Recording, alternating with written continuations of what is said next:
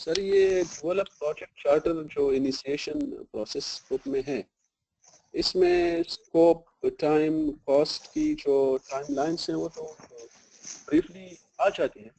जब हम BC1 बनाते हैं तो उसमें उसका जिक्र तो होता है, लेकिन फ्रेमवर्क में इसको डिफाइन नहीं किया गया। तो नहीं, बिल्कुल नहीं होता, आपकी गलतफहमी है ये। चार्टर में हम इतनी ज्यादा तफसील में नहीं जाते। चार्टर में काम हमें हुक्म जब किसी को देते हैं, ये थोड़ी बताते हैं कि जनाब ये पूरा स्केड्यूल थोड़ी बना के उसे देते हैं आप। उसमें हम हाई लेवल डिटेल्स प्रोवाइड करते हैं, क्या मकसद है, क्यों किया जा रहा है, कैसे किया जा रहा है, और अगर उसके पीछे कोई ऐसे डॉक्यूमेंट्स अवेलेबल हैं जो फिजिबिलिटी हुई हुई है, कोई कॉन्ट्रैक्ट हुआ हुआ है, उसके अंदर भले ये चीजें दी हुई हों, जिसने भी दिया होगा वो अपने हिसाब से बनाया होगा। बिजनेस केस जिसने बनाया है वो प्रोजेक्ट तो नहीं कर रहा भाई, प्रोजेक्ट तो प्रोजेक्ट मैनेजर ने करना है। प्रोजेक्ट मैनेजर को अपनी प्लानिंग करनी पड़ेगी, और भले इसको आप कहेंगे जी कॉन्ट्रैक्ट में लिखा हुआ है ये काम इस वक्त तक होना चाहिए, फाइन, इस वक्त तक करते हैं, लेकिन प्रोजेक्ट मैनेजर ये तो देख ले कि आया कि ये काम उतना टाइम में हो भी सकता है कि नहीं हो सकता। तो चार्टर कभी इतना ज्यादा डिटेल नहीं होता। Charter is a high level detail. बेशक उसमें किसी हद तक थोड़ा बहुत स्कोप, टाइम और कॉस्ट का जिक्र होगा, थोड़ा बहुत उसको एनकम्पस करेगा, लेकिन बहुत ज्यादा तफसील में अगर आप कहेंगे मल्टी पेज डॉक्यूमेंट होगा, कोई पूरा थीसिस होगा, भाई चार्टर तो टोटल 1 या 1.5 सफ़े का कागज होता है, जिसके अंदर बुनियादी उसका फर्ज ये है कि आपको हुक्मनामा दिया जा रहा है कि आप बन गए हैं प्रोजेक्ट मैनेजर, और आपको हुक्म दिया जाता है कि ये काम करें। तो बुनियादी तौर पे वो ऑथराइजेशन है आपको, ताकि आप काम शुरू कर सकें। तो चार्टर में स्कोप का इशारा जरूर होता है, मैं ये नहीं कहता कि स्कोप नहीं है, लेकिन ये नहीं है कि वो कोई डिटेल्ड स्कोप होता है। Detailed scope is prepared later by project manager during the start of planning. जनाब, सर, कोई बात क्लियर हुई? यस सर, ये जो PC1 होता है क्या यही प्रोजेक्ट चार्टर है, या जो एडमिनिस्ट्रेटिव अप्रूवल इशू होती है वो प्रोजेक्ट? देखें, बात ये है कि ये जो PC1 होता है, मेरे हिसाब से अगर आप इसको जी देखें सर। तो इसका कोई प्रोजेक्ट से ताल्लुक ही कोई नहीं होता। ना तो जी सर। प्रोजेक्ट मैनेजर का पता है, ना प्रोजेक्ट के स्पॉन्सर का पता है। एक ऑर्गेनाइजेशन है, उसने प्लानिंग कमीशन को सजेस्ट किया कि जनाब ऐसा के काम किया जा सकता है। बुनियादी तौर पे उन्होंने एक बिजनेस केस बना के अपनी बिजनेस नीड को रिकॉग्नाइज किया, एक बिजनेस केस बना के प्लानिंग कमीशन के सामने रखा कि जनाब इस तरह से काम मैं कर लूं तो ये मेरे मकासद हल हो जाएंगे। अपने स्ट्रेटेजिक ऑब्जेक्टिव्स के मुताबिक उसने परमिशन मांगी कि मुझे ये काम करने की इजाजत दी जाए। प्लानिंग कमीशन ने उसे इजाजत दी या ना दी, ये उनके बस में है, लेकिन अभी तक प्रोजेक्ट नाम की कोई चीज शुरू तो नहीं हुई। अभी तो आप उसके आइडिया से खेल रहे हैं। फर्ज कर लेते हैं कि प्लानिंग कमीशन ने कहा ठीक हो गया जी, जिस तरह आपने ये बताया है कि ऐसे काम होगा, इतने बंदे लगेंगे, इतनी देर में होगा, ये बिल्कुल अप्रूव्ड है, आपको ये फंडिंग भी मिलेगी, आप ये काम शुरू करें। अच्छा, अब ये जो उसने कहा ना इजाजत दी है काम शुरू करें, ये ऑर्गेनाइजेशन को दी है, ये कोई चार्टर नहीं है। ये कोई चार्टर नहीं है, ऑर्गेनाइजेशन को का बिजनेस केस अप्रूव हो गया, और उसको जब उसको एक लेटर ऑफ ऑथराइजेशन मिल गया कि जी अब आप ये काम कर सकते हैं, तो ये ऊपर के लेवल की बात है। अब ऑर्गेनाइजेशन को पता है कि ये काम करना है। ऑर्गेनाइजेशन क्या करती है कि अपने सीनियर लेवल एग्जीक्यूटिव में से एक बड़े साहब को उसको कहती है जी ये लें जी, ये काम अभी हमें मिल गया है करना, आप जरा इसकी जिम्मेदारी संभालें, you are the project director या आप प्रोजेक्ट स्पॉन्सर हैं, अब ये काम आपने करवाना है।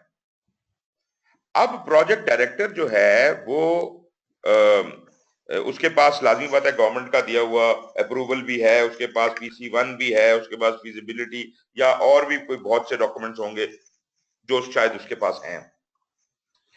उनको पड़ता है, उनकी रोशनी में वो सिलेक्ट करता है कि किस बंदे को ये काम सौंपा जाए, और फिर वो चार्टर लिखता है, उस बंदे को काम की ब्रीफ डिटेल उसमें बताता है कि जनाब ये एक हमने चीज बनानी है और इसका ये आउटपुट होगा, और इसकी ये, और ये भी बताता है, ये मतलब ये कोई ऑटोक्रेटिक हुक्म नहीं है कि भाई बस मैंने कह दिया करो।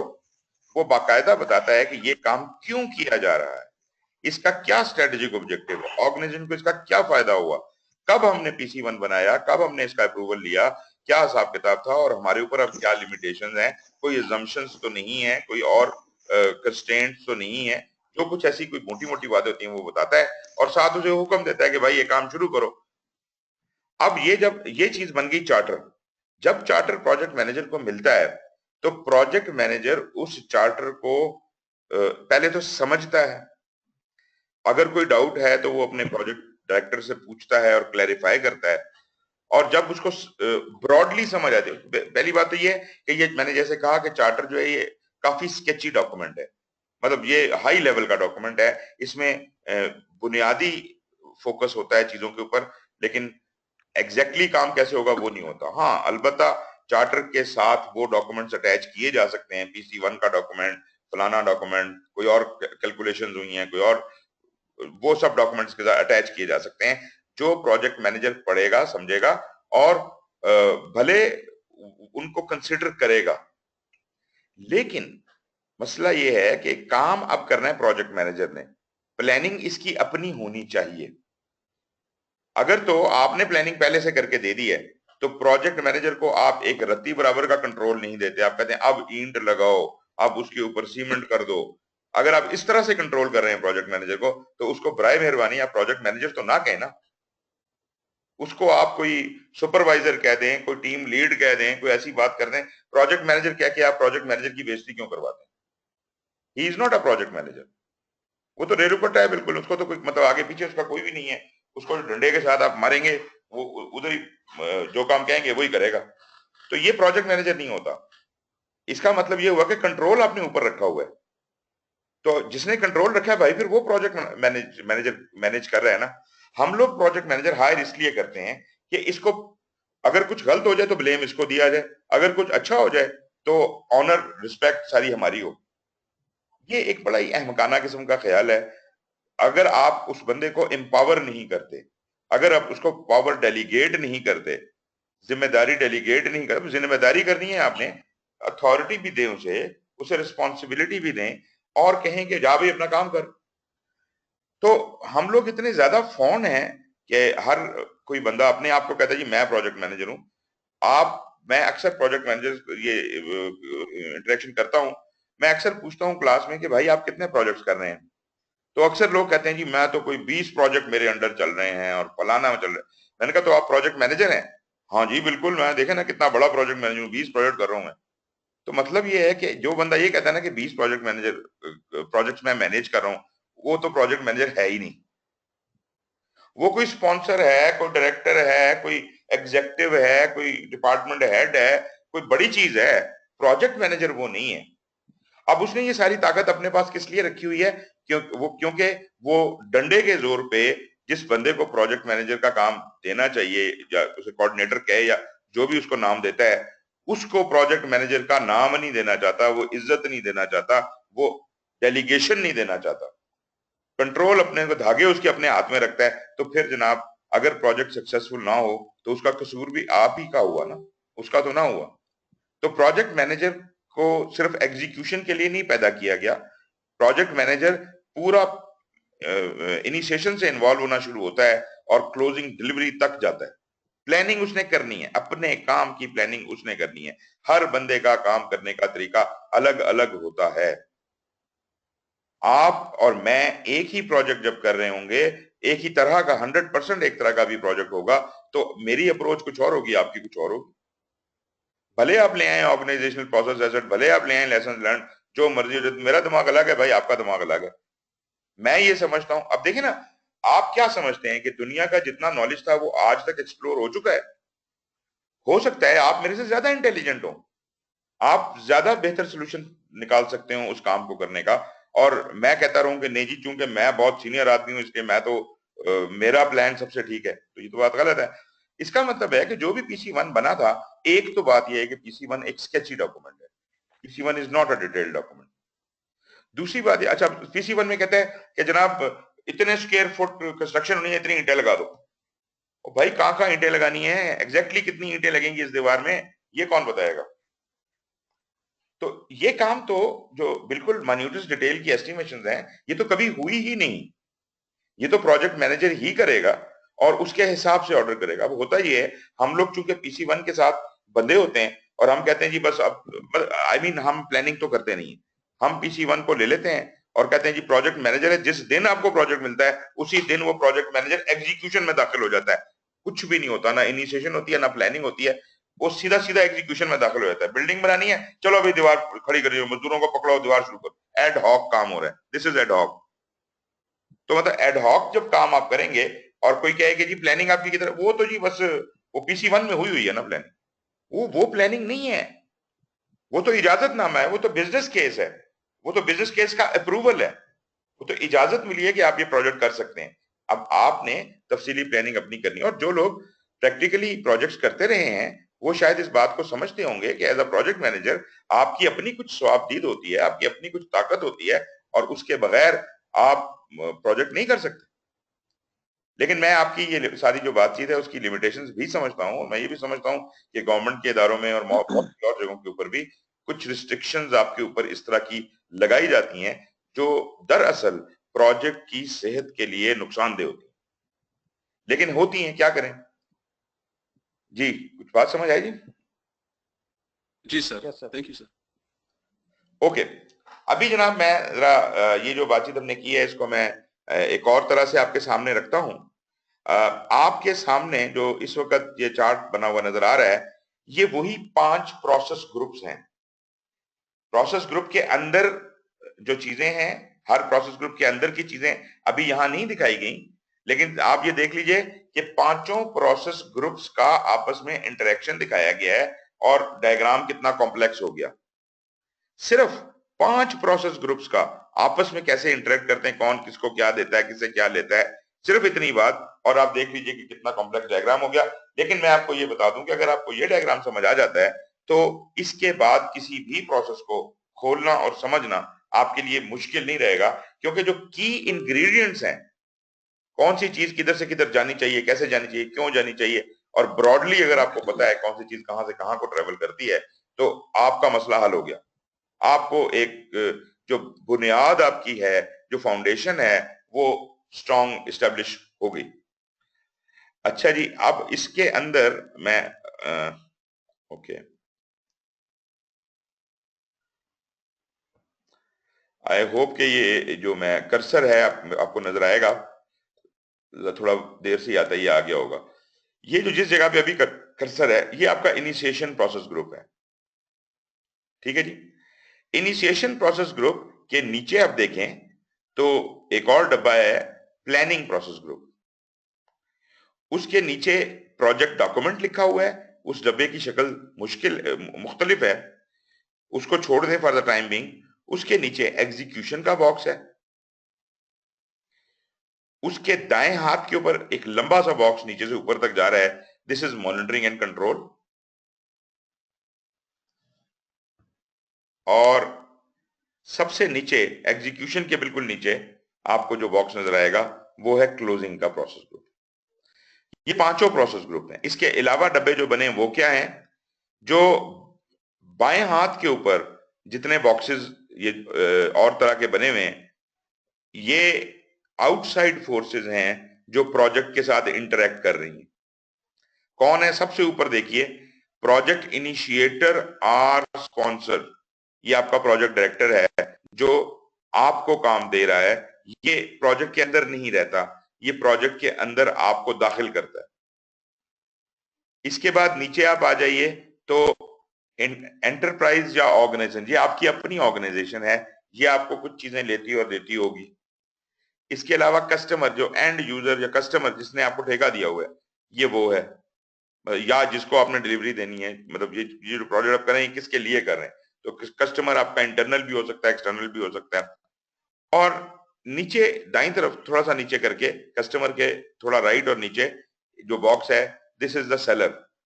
सेलर है जो आपको कोई चीज प्रोजेक्ट में बना के दे रहा है, मतलब आपने किसी को कुछ आउटसोर्स किया है या आपका कॉन्ट्रैक्टर है, या वो जो ये सिर्फ उन कामों के लिए जो आपने आउटसोर्स किए हैं। हो सकता है बाकी सारे काम आप खुद करें और कुछ काम आप आउटसोर्स कर दें।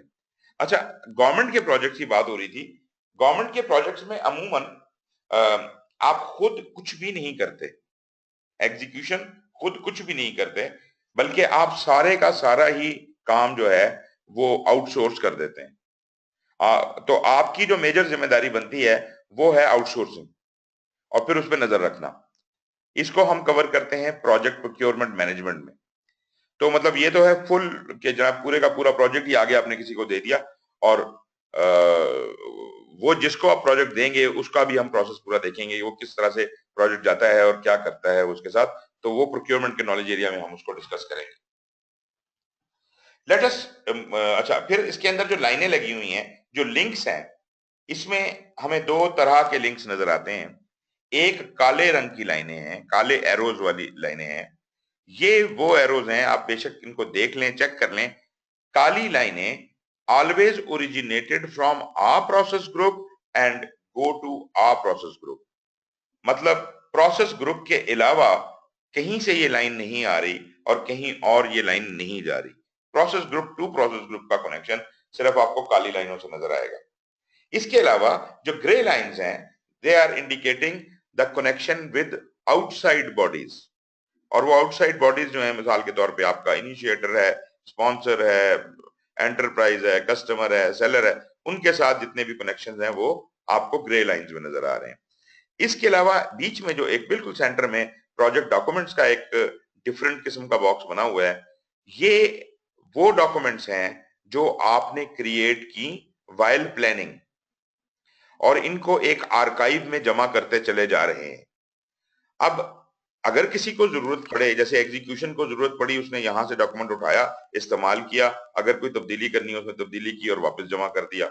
इसी तरह मॉनिटरिंग एंड कंट्रोल के साथ भी टू वे एरो है, उसने जनाब उठाया, इस्तेमाल किया और उस डॉक्यूमेंट को वापस उधर अपडेट करके रख दिया। तो ये आर्काइव में प्लानिंग बना के आर्काइव में रख देती है, और ये बाकी सब लोग जो एग्जीक्यूशन वाला और मॉनिटरिंग एंड कंट्रोल का इसके साथ वास्ता पड़ता है, वो इनको यहां से डॉक्यूमेंट्स को उठा उठा के अपडेट कर सकते हैं। तो ये डॉक्यूमेंट का डब्बा इसलिए बना हुआ है। अब आप कहेंगे कि जी वो प्रोजेक्ट मैनेजमेंट प्लान कहाँ चला गया, वो मैं आपको दिखाता हूं। दरअसल वो इधर लाइन के ऊपर लिखा हुआ है। प्रोजेक्ट डॉक्यूमेंट तो बाकायदा आर्काइव है ना, इसलिए हमने इसको इसका नाम इधर दिया है, वरना प्रोजेक्ट डॉक्यूमेंट जो है वो निकलते हैं प्लानिंग से और जाके इस आर्काइव में जमा हो जाते हैं। अच्छा जी, शुरू की तरफ चलते हैं। कहानी शुरू होती है जब इनिशिएटर या स्पॉन्सर को या प्रोजेक्ट डायरेक्टर जिसे मैं कह रहा था, उसको बाकायदा एक ऑर्गेनाइजेशन की तरफ से अहकामात मिल जाते हैं कि हाँ भाई ये काम शुरू करो। और याद रहे कि ये मिसाल के तौर पे अगर ये प्लानिंग एंड डेवलपमेंट का डिपार्टमेंट है, तो उसका डिपार्टमेंट हेड उसको कह रहा है कि तुम काम शुरू करो, और उसके आपको प्रोजेक्ट एक सीनियर एग्जीक्यूटिव को प्रोजेक्ट डायरेक्टर या स्पॉन्सर बना के डिक्लेयर किया जाता है। और इसके पीछे कहानी है, PC1 अप्रूव हो चुका है, बाकी की सारी कार्रवाइयां बिजनेस एनालिसिस की हो चुकी हैं, और अब ये काम करना है। मतलब ये अब करना है काम, इसमें आप कोई शक नहीं है कि ये काम होना है या नहीं होना, ये होना है। अब होने के लिए ये स्पॉन्सर को दिया गया, और इसके साथ उसको जो अब तक चीजें हो चुकी हैं उनमें से कुछ डॉक्यूमेंट्स उसके हाथ में पकड़ा दिए गए, जिसमें से ये 3 डॉक्यूमेंट्स इसके साथ लिखे हुए, जो एरो निकल रहा है उसके ऊपर देखिए, पहला टॉप पे जो एरो निकल रहा है इनिशिएटर से निकल रहा है, उसमें 3 बातें लिखी हुई हैं। प्रोजेक्ट स्टेटमेंट ऑफ वर्क,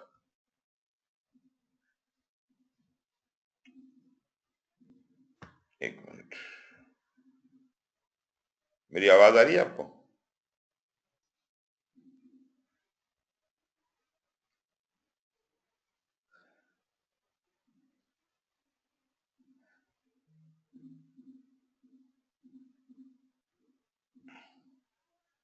आवाज आ रही है जी?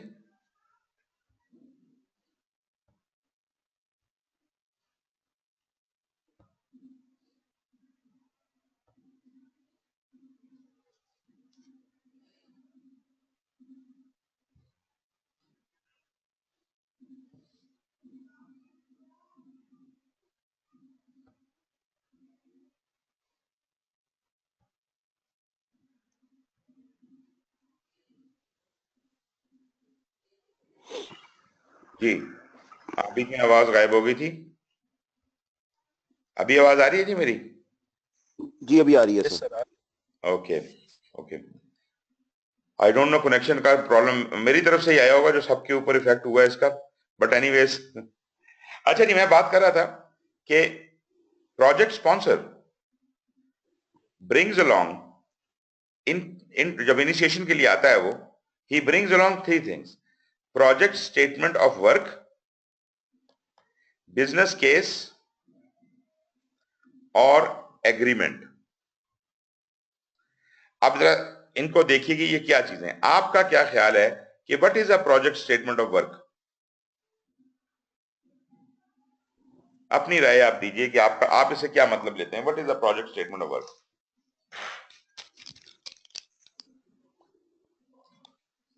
जी गाजी. Sir it is a broad, high level पे प्रोजेक्ट क्या करेगा सर? प्रोजेक्ट क्या करेगा और कौन बताता है ये? सर ये तो चार्टर से वहां से आ रहा है ना सर. अभी तो चार्टर नहीं बना, यही तो इंटरेस्टिंग बात है सारी. अभी तो चार्टर बनाने के लिए मोहतरम स्पॉन्सर साहब गामजन है और उनको ये चीजें पहले से दे दी गई हैं. ये लो भाई हाथ में पकड़ो, ये स्टेटमेंट ऑफ वर्क है, ये बिजनेस केस है, ये एग्रीमेंट है, आप काम शुरू करो. अभी चार्टर नहीं बना सर. ये जो ऑर्गेनाइजेशन का पोर्टफोलियो है वो इंडिकेट करेगा कि क्या काम करना है और ये ब्रीफ स्टेटमेंट ऑफ वर्क होगी कि ये चीज हमने करनी है. ओके. सर ये स्पॉन्सर बताएगा कि क्या. स्पॉन्सर बताएगा. स्पॉन्सर तो बेचारा खुद उसको दिया गया है, उसके हाथ में पकड़ाया है अभी भी, उसकी कोई बेचारे की इन्वॉल्वमेंट नहीं है. ये तीनों चीजें बन चुकी हैं, तैयार हैं और उसके हाथ में. अब वो इनकी मदद से कुछ चार्टर वगैरह बनाएगा इनिशिएशन के अंदर. रिक्वायरमेंट से निकलेगा ना स्टेटमेंट ऑफ वर्क, जो उसकी नीड एनालिसिस था या रिक्वायरमेंट था या जो भी था उससे निकलेगा सर. मैं फिर सवाल करता हूँ कि ये कौन बना रहा है? रिक्वायरमेंट तो चले सर अभी तो ऑर्गेनाइजेशन बना रही है, अभी जो ऑर्गेनाइजेशन का एग्जीक्यूटिव बोर्ड है जो भी है सर. ओके. ये रिक्वायरमेंट है किसकी? कस्टमर कौन है हमारा? कस्टमर बनाएगा. कस्टमर बनाएगा. Very good. देखें अभी तक तो हमने काम नहीं शुरू किया, हमने कोई बड़ी तोप चलाई है तो हमने बिजनेस केस किया. तो बेसिक रिक्वायरमेंट आई कहां से? किसने कहा कि भाई हमने ये काम हमारे लिए कर दो? कस्टमर ने कहा ना हमें. तो कस्टमर बुनियादी तौर पे जिम्मेदार है. जब वो ये समझता है कि यार ये काम मेरे बस का रोग नहीं है, ये मुझे किसी से करवा लेना चाहिए, इसका मतलब है कि ये वो वक्त है जब वो उस काम की रिक्वायरमेंट्स को कहीं जॉट डाउन करता है, जो काम वो करवाना चाहता है उसकी एक स्टेटमेंट बना के लिखता है कि भाई ये काम है जो मैंने बाहर से करवाना है. अभी तक कोई फैसला नहीं हुआ कॉन्ट्रैक्ट किसको मिलेगा, हम अखबार में देंगे नहीं देंगे, क्या होगा. लेकिन यूं ही वो ये फैसला कर लेता है कि ये वाला काम मुझे कहीं बाहर से करवाना पड़ेगा, ये मैं खुद नहीं कर सकता या नहीं कर रहा. तो तब वो एक पहला चीज जो करता है, पहला स्टेप जो उसका है वो है create a statement of work. जो काम आप बाहर से करवाना चाहते हैं उसका एक स्टेटमेंट ऑफ वर्क बनाते हैं कि जनाब मैंने क्या करवाना. आपसे मैंने कहा कि आपने रिक्वायरमेंट का, मैंने कहा चलें ठीक है. रिक्वायरमेंट जरा ज्यादा डिटेल्ड आइटम होता है, लेकिन चलें ब्रॉडली स्पीकिंग एक तरह से उसने अपनी रिक्वायरमेंट जो है उनको कहीं जॉट डाउन करके एक ब्रीफ सी स्टेटमेंट बना दी. ये भी छोटी स्टेटमेंट होती है. ओके. और ये स्टेटमेंट जो है इसका अभी के प्रोजेक्ट के स्टार्ट होने से कोई ताल्लुक नहीं. ये किसने बनाई? ये हमने नहीं बनाई, ये हमारी ऑर्गेनाइजेशन में किसी ने भी नहीं बनाई. ना बिजनेस केस बनाने वाले ने, ना बिजनेस एनालिस्ट ने, ना स्पॉन्सर ने, ना मैनेजर ने, किसी ने नहीं बनाई. ये तो कस्टमर ने बनाई और कस्टमर तो इस प्रोजेक्ट का हिस्सा नहीं है. तो इसका मतलब ये हुआ, इसको कहते हैं जनाब, ये जो खास बात है अभी आगे हम अपने प्रोजेक्ट के अंदर भी पढ़ेंगे, इस चीज को कहते हैं मेक और buy decision. When you feel that you can't do a specific job yourself and it is to be done by a third party or it has to be subcontracted to someone, that is this decision is called make or buy decision. जिस organisation ने हमें ये काम दिया है वो अगर ये खुद कर सकती तो कभी भी हमें ना देती. चूंकि वो खुद नहीं कर सकती थी तो अब उसने ये फैसला किया कि ये काम मैं किसी से करवा लेता हूं. तो जो काम करवाना चाहते थे उसकी एक स्टेटमेंट लिखी गई और वो बन गई स्टेटमेंट ऑफ वर्क. ओके. अगली बात, ये स्टेटमेंट ऑफ वर्क कुछ भी नहीं है, ये सिर्फ एक ब्रॉड काम क्या करवाना है, हाई लेवल का एक डॉक्यूमेंट है. अब इस स्टेटमेंट ऑफ वर्क को वो फर्दर एनहांस करता है, यहां वो बनाता है प्रोक्योरमेंट डॉक्यूमेंट्स। इसका यहां कोई जिक्र नहीं है, लेकिन मैं आपको समझा रहा हूं कि कैसे हम यहां तक पहुंचे। वो जो क्या कहते हैं उसको, अपना ईआरपी और ईआरपी कह रहा हूं, ईओआई, आरएफपी कौन सा वाला डॉक्यूमेंट बनाना है, जो कोई भी बनाना है, वो जितने भी डॉक्यूमेंट वगैरह बनते हैं इनको प्रोक्योरमेंट डॉक्यूमेंट्स कहते हैं। वो रेलेवेंट किस्म का प्रोक्योरमेंट डॉक्यूमेंट बनाना उसका काम है, ये भी कस्टमर का काम है, इसमें भी हमारा कोई रोल नहीं है। जब उसका टेंडर अखबार में आता है या वो हमें इन्फॉर्म करता है कि जी ये टेंडर है, इसके लिए आप बिड डालें, तब हमें पता चलता है कि भाई ये तो एक ऑप्शन है, रिक्वेस्ट फॉर प्रपोजल आ गई है, या रिक्वेस्ट फॉर कोटेशन, या जो भी नाम आप लें, कई किस्म के प्रोक्योरमेंट डॉक्यूमेंट्स एग्जिस्ट करते हैं। ओके, अब जनाब क्या है कि जब मेरी ऑर्गेनाइजेशन को पता चला तो उसने क्या किया, उसने कहा कि इस काम को क्या हम कर सकते हैं या नहीं कर सकते, ये भी तो सवाल है ना। मेरी ऑर्गेनाइजेशन हर कोई काम जो कॉन्ट्रैक्ट आ जाएगा अखबार में उसको तो बिड नहीं करेगी ना। आप कब बिड करते हैं, जब वो चीज आपकी कैपेबिलिटीज के मुताबिक होती है। कोई ये कहे कि जनाब ये समोसे बनाने का प्रोजेक्ट है और समोसे जो हैं वो बड़े ही माल है इसके अंदर, जी बहुत माल है। अक्सर आपने सुना होगा ये पान वालों का जनाब बड़ा कमाते हैं, बड़ी कोठियां इनके पास। मगर मसला ये है, होंगी उनके पास कोठियां, मगर मैं पान वाला नहीं हूं मेरे भाई, मैं पान वाला नहीं हूं, मैं पान की या समोसे की दुकान नहीं खोल सकता। तो इसका मतलब है अगर कॉन्ट्रैक्ट पान की दुकान बनाने का या समोसे की दुकान बनाने का है तो वो मेरा काम नहीं है। जो मेरी स्पेशलाइजेशन होगी मैं उसके मुताबिक बिजनेस केस मेरा तब बनेगा ना। तो इसका मतलब है मेरी बिजनेस नीड का एग्जिस्ट करना जरूरी है। मेरी ऑर्गेनाइजेशन जब ये इश्तेहार देखेगी और ये फील करेगी कि ये बिजनेस नीड है हमारी, कि हम इस तरह का काम कर सकते हैं और उससे प्रॉफिट, लाजमी बात है काम तो करने से प्रॉफिट ही कमाना है और इससे हम बेनिफिट उठा सकते हैं या प्रॉफिट कमा सकते हैं, तो वो क्या करती है कि अपने बिजनेस एनालिसिस वाले जो लोग हैं या बिजनेस इंटेलिजेंस वाले लोग हैं वो डिग करते हैं इस तरह की ऑप्शंस को, और बिजनेस एनालिस्ट जो हैं वो बैठ के इसका बिजनेस केस डेवलप करते हैं। Business case is a type of a feasibility whether we should go for it or we should not go for it. अगर वो ये साबित कर दें कि जी ये काम करने से हमें फायदा है और हमें इसके लिए बिड करना चाहिए, तो तभी जो हमारी टॉप क्या कहते हैं मैनेजमेंट है वो हमें अलाउ करेगी कि हम इसके ऊपर बिड डालें। तो बिजनेस केस की भी आपको समझ आ गई होगी कि ये हमारी तरफ की फिजिबिलिटी है, हमारी तरफ का अप्रूवल है कि जी हाँ इसके लिए आप आगे बढ़ें। अब इसके बाद फिर वो पूरी प्रोसेस से गुजरते होंगे, वो जो टेंडर आया था ये उसकी प्रपोजल्स बना के भेजते होंगे, फिर जनाब कोई बातचीत होती होगी, कोई प्रेजेंटेशंस होती होंगी, कोई सिलेक्शन प्रोसेस होता होगा, और अल्टीमेटली फर्ज कर लिया कि आप सिलेक्ट हो गए, आपने कॉन्ट्रैक्ट साइन कर दिया। आपने किसकी तरफ से कॉन्ट्रैक्ट साइन किया? अपनी कंपनी की तरफ से। आप कौन है? आप अपनी ऑर्गेनाइजेशन के सीईओ हैं या जो कोई भी अथॉराइज्ड है कॉन्ट्रैक्ट साइन करने के लिए। अभी तक जितनी इन्वॉल्वमेंट आपकी कंपनी की है उसमें ना तो प्रोजेक्ट डायरेक्टर स्पॉन्सर साहब कहीं पे नजर आए, ना प्रोजेक्ट मैनेजर नजर आया, ना प्रोजेक्ट नजर आया। Project does not exist till this point. Organisation के अंदर प्रोजेक्ट नाम की कोई चीज एग्जिस्ट नहीं कर रही, मगर हमने वो ठेका विन कर लिया है। उसकी शराइत भी जो जिन लोगों ने नेगोशिएट की थी वो भी ना तो प्रोजेक्ट मैनेजर था और ना प्रोजेक्ट स्पॉन्सर था। आप मेरी इस किसी बात से डिफर तो नहीं कर रहे हैं, क्योंकि मुझे पता है कि ऐसे होता नहीं है, लोग कुछ और तरह से काम करने की कोशिश करते हैं। Any comments? सर स्पॉन्सर तो जरूर होता होगा एग्रीमेंट के मौके पर।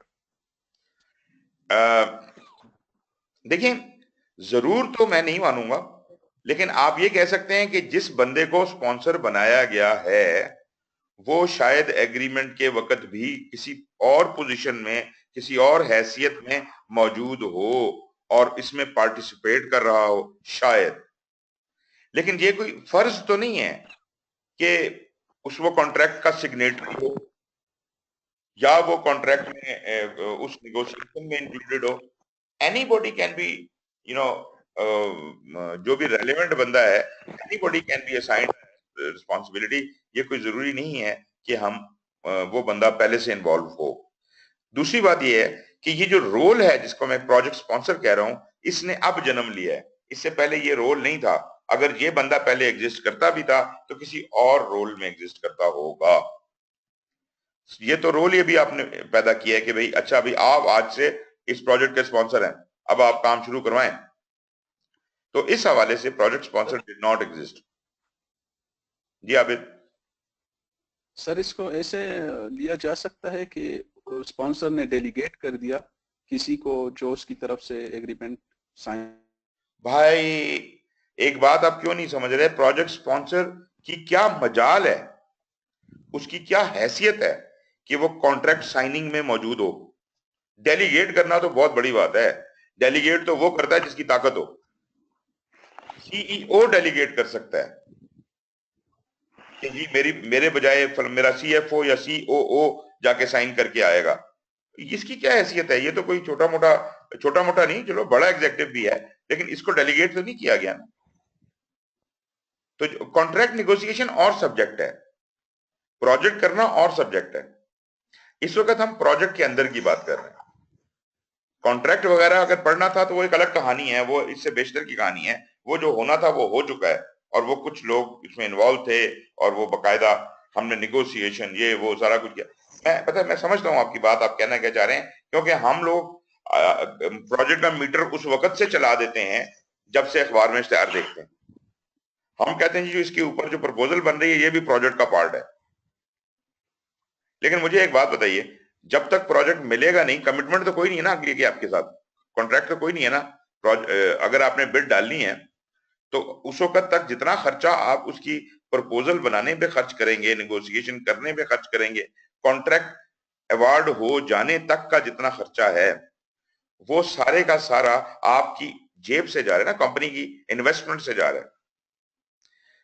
प्रोजेक्ट तो एग्जिस्ट ही नहीं करता था, प्रोजेक्ट तो तब एग्जिस्ट किया जब कॉन्ट्रैक्ट हमें मिल गया।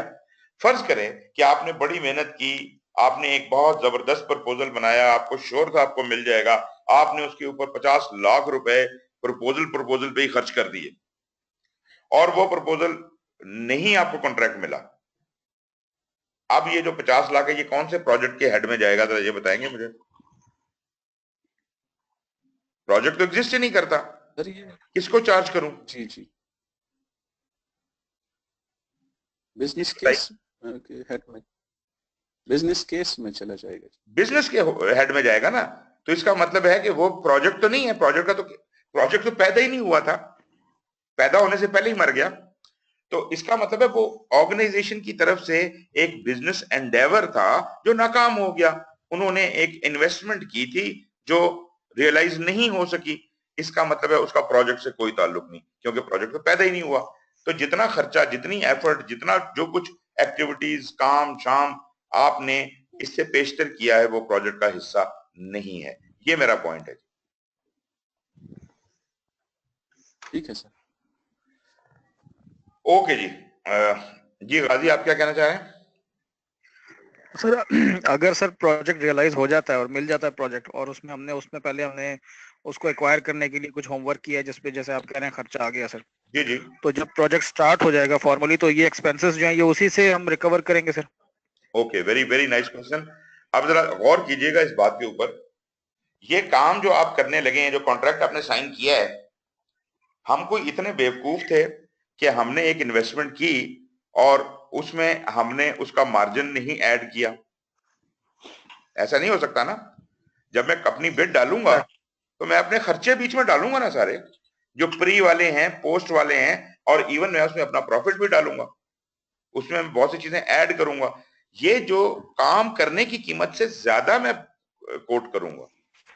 अगर काम करने की कीमत ही कोट कर दूं तो फिर मेरी इन्वेस्टमेंट जो लगी है और जो मेरा प्रॉफिट है वो कहां से निकलेगा? इसका मतलब है कि जो बिड हम डालते हैं उसमें ये सब कुछ कवर्ड होता है, और ये रिस्क भी कवर्ड होता है। मजे की बात बताऊं आपको कि इसमें सिर्फ इस प्रोजेक्ट की कॉस्ट, इस प्रोजेक्ट पे बिड करने की कॉस्ट शामिल नहीं है। मिसाल के तौर पे एक महीने में मैं 10 बिड करता हूं, हर बिड पे मैं 10-10 लाख रुपया इन्वेस्ट करता हूं। ये तो हो गया मेरा ख्याल 1 करोड़ रुपया हो गया ना। अब ये 1 करोड़ रुपए का मैंने खर्चा किया है इस महीने में, मुझे इनमें से एक प्रोजेक्ट अवार्ड होता है, बाकी 9 मुझे नहीं मिलते। वो 1 करोड़ रुपया मैंने इस एक प्रोजेक्ट से ही निकालना है। ये 1 करोड़ रुपया मैं अपनी इन्वेस्टमेंट वापस लेके आ रहा हूं, इसके ऊपर मैंने प्रॉफिट इसके अलावा रखना है। इसका मतलब है कि जितने में ये काम हो जाएगा, फर्ज करें ये 50 करोड़ का काम है, उसमें मैं 1 करोड़ अपनी इन्वेस्टमेंट का ऐड करूंगा और हो सकता है 10-15 करोड़ में प्रॉफिट के ऐड करूं, तो ये मेरी बिड बनेगी। तो इस फिक्र से आप आजाद हो जाएं कि ये पैसे कहां से आएंगे, ये इसी प्रोजेक्ट से रिकवर होते हैं। किससे रिकवर होते हैं वो हमारी बिड में कवर्ड है। Again that is not my subject. Project management का ये भी सब्जेक्ट नहीं है, ये सब्जेक्ट है बिजनेस एनालिसिस करने वालों का या स्ट्रेटजी बनाने वालों का। एग्जीक्यूटिव कमेटी का सब्जेक्ट है कि उन्होंने कितनी बिड डाली है, क्यों डाली है, उसमें क्या क्या चीज कहां जानी है। मुझे तो प्रोजेक्ट करने के लिए कहा जा रहा है, और जो कॉन्ट्रैक्टेड अमाउंट है, प्रोजेक्ट मैनेजर का उस कॉन्ट्रैक्टेड अमाउंट से कोई वास्ता नहीं होता। प्रोजेक्ट उससे कम कीमत में होना होता है, उसके अंदर मार्जिन होते हैं, लेकिन फिर भी प्रोजेक्ट मैनेजर को गाइडेंस के लिए वो प्रोवाइड किया जा सकता है। लेकिन मेरी सजेशन यही होगी कि प्रोजेक्ट मैनेजर अपना एस्टिमेट लगाए। अब ये वो जो हम पहले PC1 वाली बात कर रहे थे, उसका भी यही जवाब है। लेकिन PC1 इसलिए कंफ्यूजिंग है क्योंकि वहां प्रॉफिट तो बनाना नहीं होता आपने, तो गवर्नमेंट का प्रोजेक्ट है, प्रॉफिट तो अलाउड नहीं है। इसका मतलब ये हुआ कि जितने का काम है उतने का ही काम PC1 में अप्रूव हुआ है और आपने उतने में ही करना है। लेकिन उसके अंदर भी हम कुछ अलाउंस रखते हैं रिजर्व्स के लिए, कॉन्टीजेंसीज के लिए, और कुछ थोड़ी और बहुत चीजें और जो ऊपर नीचे हो सकती हैं उनके लिए। तो इसका मतलब है कि PC1 में जो बात लिखी हुई है, that is not exactly how I will do the project. मैं अपने प्रोजेक्ट की फर्दर डिटेल में जब जाऊंगा तो मैं उसका पूरा ब्रेकअप करके एक एक एक्टिविटी के पैसे लगाऊंगा। हो सकता है वो उस टोटल से कम हो, और अगर मैं प्रोजेक्ट कम पैसों में कर दूंगा तो भाई बाकी पैसा जो बचेगा, मैंने अपना ऑब्जेक्टिव अचीव कर दिया, मैंने डिलीवरेबल डिलीवर कर दिया, और कुछ पैसे बचा के भी हुकूमत पाकिस्तान के खजाने में वापस जमा करा दिए, तो किसी को क्या तकलीफ है। लेकिन हम अमूमन ऐसा होता कोई नहीं है। एक तो बात ये, जितने पैसे आपके पास आ चुके होते हैं, एक तो हमने उसको जबरदस्ती खर्च करना होता है, और दूसरी बात ये कि हम कहते हैं कि ये भी कम पड़ गए। तो अमूमन ये जो गवर्नमेंट डिपार्टमेंट में सिलसिला चलता है, वो आपने अक्सर देखा होगा, जब फाइनेंशियल ईयर खत्म हो रहा होता है वो कहते हैं जी जल्दी जल्दी प्रोजेक्ट शुरू करो, नहीं तो पैसे वापस चले जाएंगे। जो एलोकेशन मिली होती है वो पूरा साल मुर्दों की तरह सोए रहते हैं, मरे रहते हैं, काम कोई नहीं करते, और जब साल खत्म होने वाला होता है तो कहते हैं जी कि ये तो पैसे इस साल की एलोकेशन थी, ये वापस चली जाएगी, हमने तो काम कोई नहीं किया, अब जल्दी जल्दी करो। और वो फिर जो गतका खेलते हैं उनके साथ, जिस तरीके के साथ वो उस पैसे को लुटाया जाता है, रातों रात वो पैसे खत्म किए जाते हैं, और फिजिकल कुछ भी एग्जिस्ट शायद ना कर रहा हो, या अगर करेगा भी तो इतनी पुअर क्वालिटी का माल बनेगा जो 1-2 रातों में बनेगा, वो आप अंदाजा कर सकते हैं। तो अगर तमीज के साथ और ऑनेस्टी के साथ काम किया जाए तो पूरा साल हमारे पास काम है, और मैं आपको ये यकीन दिलाता हूं आपके पास पैसे कम पड़ जाएंगे अगर हम प्रॉपर तरीके के साथ अपने प्रोजेक्ट्स को एक government department through out run करता रहे, तो उसको पैसे कम पड़ जाएंगे। और ऐसा भी मुमकिन है कि वो अगर बहुत एफिशिएंट ऑर्गेनाइजेशन हो तो शायद वो उसका जो सरेंडर ना हो रहा हो पैसा, बल्कि वो खुद सरेंडर करे कि मैंने सारे काम कर लिए हैं, उसके बावजूद इतने पैसे बचा के गवर्नमेंट को वापस कर रहा हूं, ये उसका कमाल होगा। जी, बात का जवाब मिल गया जी आपको? जी सर, एक आपने बात की कि प्रोजेक्ट मैनेजर को रिकमेंडेड नहीं है कि जो जिस कॉस्ट पे प्रोजेक्ट लिया गया हाँ, या जो कॉन्ट्रैक्ट एग्रीमेंट की जो कॉस्ट है वो उसको इंटीमेट ना की जाए तो बेहतर है। लेकिन हम जब भी अगर इसकी फाइनेंशियल हेल्थ डिटरमाइन करते हैं और प्रोग्रेस के साथ उसको कंपेयर करते हैं, तो हम हमेशा कंपेयर उससे करते हैं कि किसकी ये कॉस्ट क्या है। राइट। दूसरी बात है कि देखिए, मुझे इसमें एतराज कोई नहीं है, आप प्रोजेक्ट मैनेजर को बताना चाहते हैं भले बताएं, लेकिन मकसद ये है कि प्रोजेक्ट मैनेजर को खुद समझदार होना चाहिए इस मामले में कि ये जो कॉस्ट मुझे बताई जा रही है इसमें प्रॉफिट्स वगैरह भी शामिल होंगे, तो मैं अपना एस्टिमेट खुद लगाऊंगा। अंधों की तरह इसके मुताबिक काम करना शुरू नहीं कर सकता। मुझे अपना ठीक है एस्टिमेट सर। लगाना पड़ेगा, उसको बकायदा अप्रूव कराना पड़ेगा अपने बॉस से। वो मैं PC1 से नहीं जाके अप्रूव कराऊंगा, मैं अपने बॉस से अप्रूव कराऊंगा, अपने स्पॉन्सर जो मेरा है या जो भी मेरी एग्जीक्यूटिव कमेटी है उनके सामने रखूंगा कि जनाब मेरा ये एस्टीमेट बना है। फर्ज करें ये जो है इसकी टोटल बिड जो डाली गई थी वो 65 मिलियन डाली गई थी। अब आप इस काम का एक्चुअल वर्क की जो कॉस्ट बनती है वो फर्ज करें 20 या 25 बनती है, आप वो अप्रूव रखते हैं और वो आपकी जो जो डिपार्टमेंट है, जो आपका बॉस है, जो आपकी ऑर्गेनाइजेशन है, वो आपको कहती है नहीं ये भी आपने ज्यादा लगा दिया, इसको भी कम करें क्योंकि ये तो हमने प्रॉफिट से ज्यादा रखा हुआ था। तो वो कहेंगे नहीं जी इसे कम करो, और ये झगड़ा होता है उनके दरमियान। एस्टीमेट वाला कहता है कि नहीं जी मैं तो इससे बगैर इतने पैसों से कम में काम कर ही नहीं सकता, और वो कहते हैं कि नहीं यार तुम पैसे हमें बचा के दो। फिर ये झगड़ा रिजॉल्व होता है एस्टिमेशन और बजटिंग के दरमियान। फिर वो बजटिंग वाला आके चेक करता है, ऑडिट करता है, आपके कैलकुलेशन ठीक है, हिसाब किताब सही है नहीं है, और अल्टीमेटली दोनों पार्टीज, बजटिंग वाला भी और एस्टिमेशन वाला भी, एग्री करते हैं। इसमें भी कोई ऑटोक्रेसी नहीं है कि नहीं जी मैं तुम्हें आधे पैसे दूंगा इतने में काम करो। मतलब ये I have personally suffered this example. I was once in Kashmir, और वहां पे एक कंस्ट्रक्शन का इसी तरह से काम था, और उसके ऊपर मुझे बुलाया गया कि जी ये काम है, इसका एस्टीमेट लगा के लाए। मैं एस्टीमेट बना के ले गया, और उसके बाद उन्होंने कहा जी ठीक है अप्रूव हो गया। मैं बड़ा खुश किया जी अप्रूव हो गया, अब काम शुरू करते हैं। तो कुछ दिनों के बाद पता चला कि जी सामान, क्योंकि आप फौज में जो लोग कर रहे हैं काम उनको पता ही होगा कि आपको पैसे तो नहीं मिलते, आपको रिसोर्सेज मिलते हैं। तो सामान वगैरह जनाब वो साइट पे पहुंचा दिया गया। वो मैं बड़े मजे के साथ वहां पे पहुंचा, और मैंने देखा वहां चंद बोरियां सीमेंट की, थोड़ा सा सरिया। मैं कहा यार ये क्या, मतलब पहली इंस्टॉलमेंट आई है, और भी चीजें अभी आनी है, कब आनी है वो मुझे बताओ। उन्होंने कहा जी बस यही मिलेगा। मैं कहा, क्या मतलब है यही मिलेगा? मैंने तो ये डिमांड ये की थी कि इतना इतना सामान मुझे चाहिए और तभी ये काम हो सकेगा। उन्होंने कहा नहीं जी ये ऊपर से बड़े साहब ने हुक्म दिया है कि ये बस इतने सामान में काम करो। मैं बड़े साहब के पास गया, मैंने उनसे पूछा कि जनाब आपने तो अप्रूव किया था। उन्होंने कहा जी बिल्कुल अप्रूव किया था, तो फिर आपने ये सामान इतना क्यों दिया? उन्होंने कहा भी तुम जो इंजीनियर वाले लोग हो ना, तुम लोग हो ही 2 नंबर। तुम लोग मांगते हमेशा बहुत ज्यादा हो, तो मैं इस नतीजे पे पहुंचा हूं कि जितना तुम मांगो उससे क्या कहते हैं उसको 1/3 कट करके दे दो। तो अब ये 1/3 तुम्हारा है, इससे काम करो। तो कहने का मकसद है कि आपके एस्टिमेट से अगर वो चीज काम होगी वो बन सकती है, ठीक है ना। अगर तो वो अलग अलग बात है, वो तो एक 2 नंबरी की बात है कि मैं एस्टिमेट लगाऊं और उसको 3 या 4 से मल्टीप्लाई करके किसी को दे दूं, वो तो बेईमानी है ही। मेरी तरफ से भी बेईमानी है और ये उसकी तरफ से भी बेईमानी है कि वो काट के दे रहे हैं। बुनियादी तौर पे मुझे इसको बताना चाहिए कि जनाब ये इसकी कॉस्ट है, इस पे मैंने इतना अलाउंस रखा है, this is the minimum I want, और वो उसके हिसाब से मुझे दे। अब हुआ ये कि वो जो कंस्ट्रक्शन का काम था वो एक छत पड़नी थी, और वो छत काफी बड़े स्पैन की थी, और उसके बेसिकली उसमें प्रॉब्लम ये था कि वो छत पहले जो पड़ी हुई थी उसके अंदर सैग आ गया हुआ था। तो मैंने जो अपनी थोड़ी बहुत इंजीनियरिंग हमने पढ़ी थी उसके नॉलेज के हिसाब से उनको ये बयान किया कि जनाब जब एक छत में सैग आ गया है यू कांट करेक्ट इट, ये मतलब आप इसके नीचे कोई डंडा नहीं रख सकते कि जी ये रुक जाए।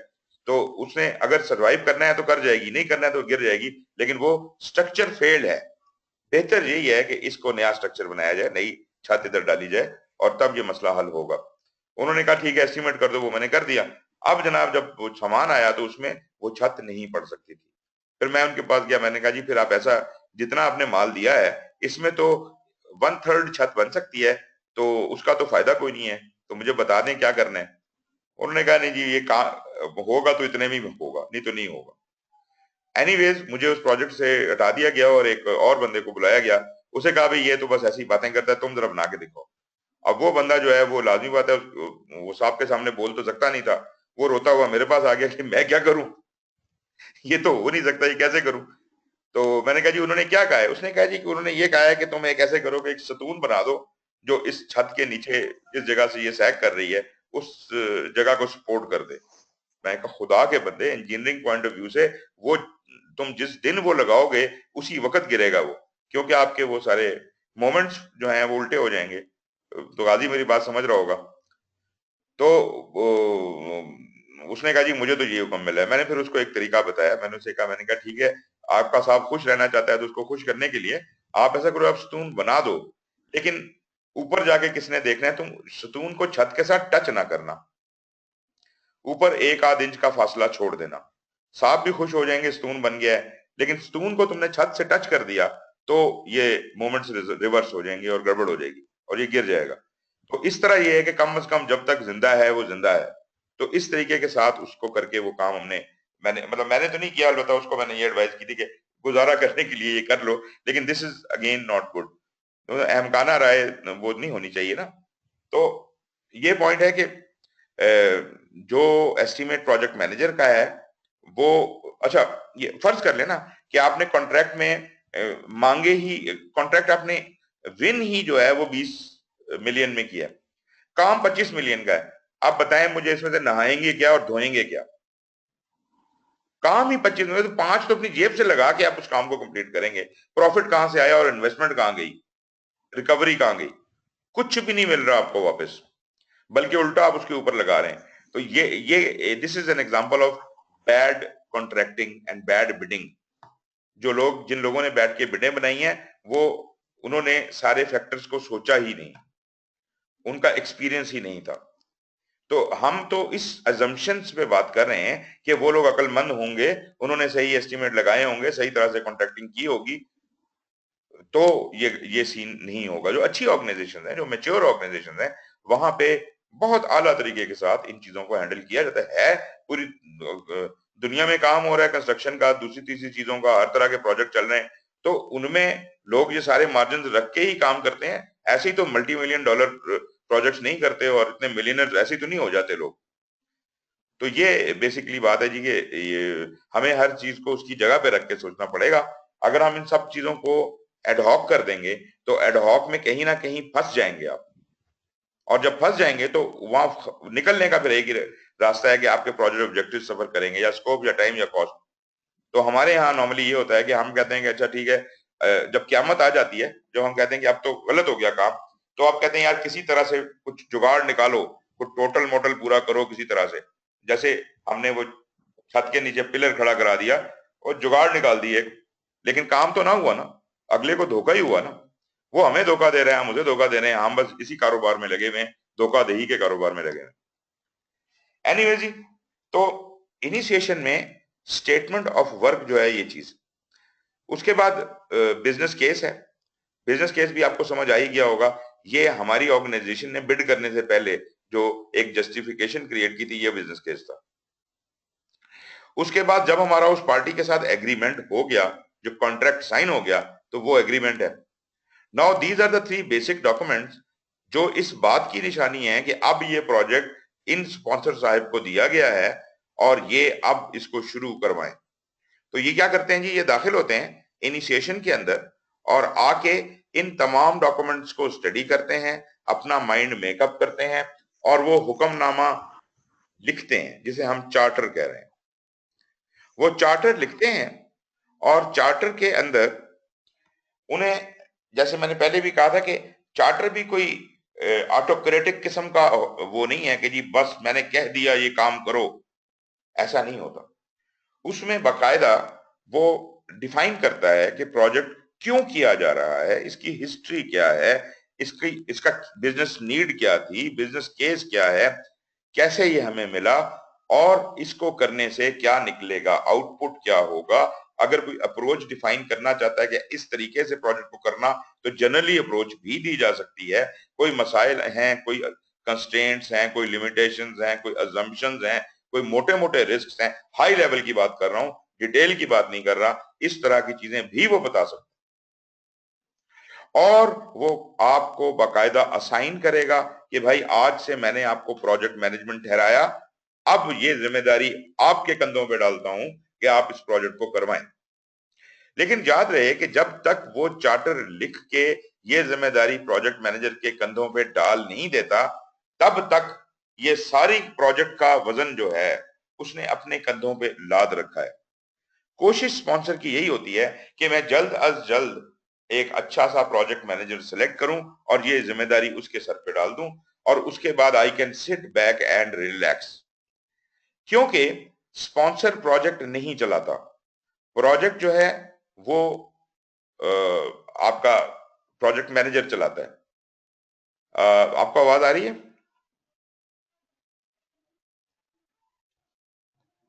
जी आवाज आ रही है आप लोगों को?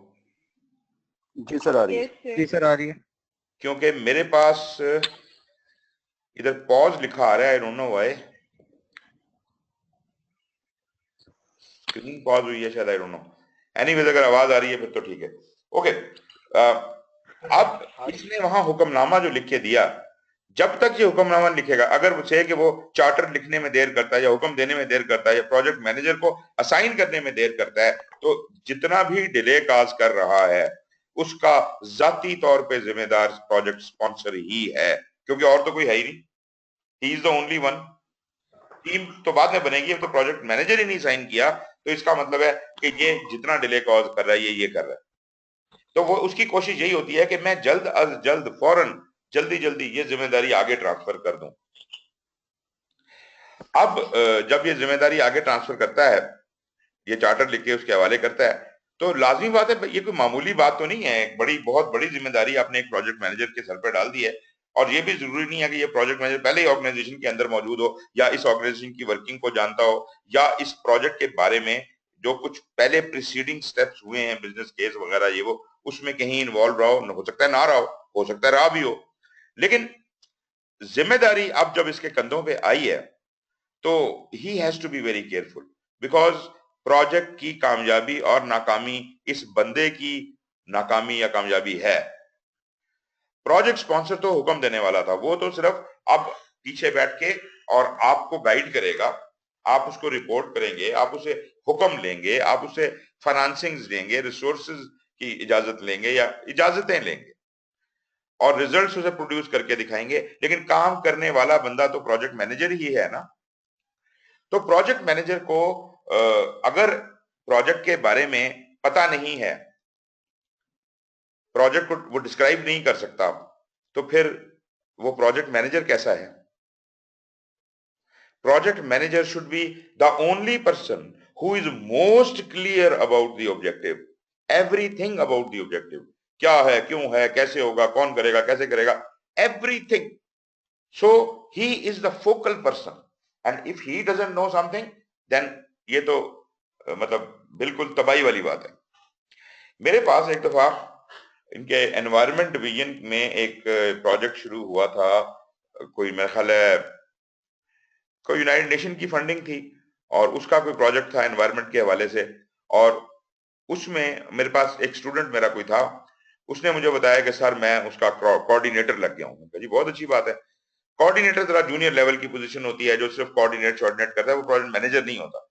तो मैंने उसे पूछा भाई तुम्हारा प्रोजेक्ट मैनेजर कौन है? उसने कहा जी एक साहब हैं और वो मतलब काम शाम कर रहे हैं वगैरह वगैरह। मैंने कहा ठीक है, अगर आपको कहीं कोई जरूरत हो तो मुझे बताना इसकी हेल्प में, प्लानिंग में या किसी और चीज में। तो उसने कोई मतलब फिर बात आई गई होगी। एक साल बाद वो बंदा मेरे पास आ गया, उसने कहा सर बड़ी मुसीबत पड़ गई है। मैंने कहा क्या हो गया? उसने कहा जी जो पुराना प्रोजेक्ट मैनेजर था वो छोड़ के चला गया और अभी एक नए जो एनवायरनमेंट डिवीजन के अंदर कोई साहब थे जो पहले सेक्रेटरी थे, रिटायर हुए, उनको उन्होंने प्रोजेक्ट मैनेजर लगा दिया। प्रोजेक्ट हमारा अभी तक शुरू भी नहीं हुआ, एक साल गुजर चुका है। हमारे पास टोटल 2 साल थे और उनमें से 1 साल गुजर चुका है और 0 भी काम नहीं हुआ। अब हमें ये काम करना है और हमें समझ नहीं आ रही कि क्या करें और कैसे ये कंप्लीट होगा। मैंने कहा जी बात तो बड़ी क्रिटिकल है और बड़ा मसला है, लेकिन आप मुझे बताएं, मैं इसका कोई रिजॉल्व करता हूं, कोई आपको ऐसा सिस्टम बना के देता हूं कि ये काम फास्ट ट्रैक में हो जाए और जल्दी हो जाए। तो मैंने कहा जी आप ऐसा कीजिए कि आप मेरे पास अपने प्रोजेक्ट मैनेजर को लेके आए। और सर वो तो नहीं आ सकते, वो ये है। मैंने कहा क्यों नहीं आ सकते, उनको क्या है? मैंने कहा तुम क्या चीज हो? उसने कहा जी मैं कोऑर्डिनेटर हूं। मैंने कहा तुम्हारी क्या हैसियत है भाई? प्रोजेक्ट मैनेजर की हैसियत है, वो हुक्म देने वाला है, उसको प्रॉब्लम है, उसको हेल्प चाहिए, वो आए मेरे पास। तुम्हें तो मैं कोई बात बता भी दूंगा, वो कहेगा यार चलो तुम बकवास नहीं करो, भाग जाओ इधर से, तो काम कैसे होगा? तो उसने कहा जी ठीक है। तो वो उन साहब को लेके आ गया, यही मेरे ऑफिस में इसी जगह मेरे सामने ये दोनों साहब बैठे हुए, और वो मतलब बुजुर्ग किस्म के आदमी थे, सेक्रेटरी रिटायर हुए हुए थे और काफी। तो मैंने उनसे मिला और मैंने उनसे पूछा, मैंने कहा हाँ सर क्या हाल है आपका, और मतलब क्या प्रोजेक्ट है, कुछ आप मुझे बताएंगे इसके बारे में, मसला क्या आ रहा है, क्या है क्या नहीं। वो मेरा मुंह देख रहे हैं और बोल कुछ नहीं रहे, और कभी इसकी तरफ देखते हैं, कभी मेरी तरफ देखते हैं। मैंने कहा सर आप बताएं आपका प्रोजेक्ट क्या है? आप यकीन करें उस बंदे को अपने प्रोजेक्ट के बारे में अलिफ बे भी नहीं पता थी। वो सिर्फ तनख्वाह लेने के लिए आया था। उसे अल्लाह मियां ने रिटायरमेंट के बाद एक नई अपॉर्चुनिटी दे दी थी। ये करते हैं जी हमारे गवर्नमेंट के सेक्रेटरीज और ये करते हैं हमारे यहाँ के project managers. He knew nothing about it and he had absolutely no interest whatsoever कि ये काम होना चाहिए या नहीं होना चाहिए। उसकी बला से बाढ़ में जाए। और उसको मैंने फिर उसके बाद काफी उस लड़के से बात की, समझा और कुछ सोल्यूशन दिए। जब मैं वो बातें करके खत्म हुआ सिलसिला हमारा और मीटिंग खत्म होने वाली थी, तो जाते हुए वो साहब जब मुझसे हाथ मिला रहे थे, प्रोजेक्ट मैनेजर साहब, तो उन्होंने मुझे एक बात की जिससे मेरे वो जिसे कहते हैं ना दिलो जान में आग लग गई। उन्होंने कहा जी ये बस ये बातें हम बहुत सुनते रहते हैं, काम तो जैसे तैसे हो ही जाते हैं। मेरा मतलब है एक तो होता है कि चलें यार आप बुरा काम करें, एक है कि हम काम कुछ नहीं करेंगे, कुछ जल्जला ही आए तो काम हो जाए, खुद हमने कुछ नहीं करना। तो ये एग्जैक्टली ये वाली सोच, ये कोई ऐसा नहीं है कि ये कहीं एक एग्जांपल मेरे सामने कहीं आ गई थी।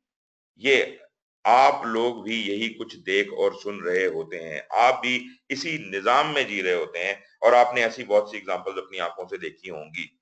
तो प्रोजेक्ट मैनेजर अपना प्रोजेक्ट ना जानता हो, ये तो डिजास्टर से शुरू होकर डिजास्टर पे खत्म। तो प्रोजेक्ट मैनेजर के लिए ये बहुत बड़ी टेंशन है जब उसको ये काम सौंपा जा रहा है। ही इज हाईली टेंस, यार ये क्या मुसीबत है जो मेरे सर पे आने लगी है। Therefore, he tries very carefully to understand each and everything, whereas charter was not a detailed document, it was a high level document.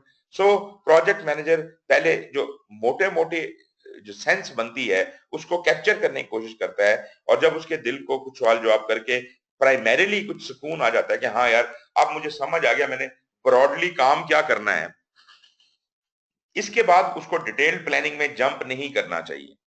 Immediately, जो मैं बहुत जरूरी बात करने लगा हूं, immediately after having broadly understood the purpose of the project, he should start looking around and he should start identifying who are the various stakeholders around him, because those stakeholders matter a lot.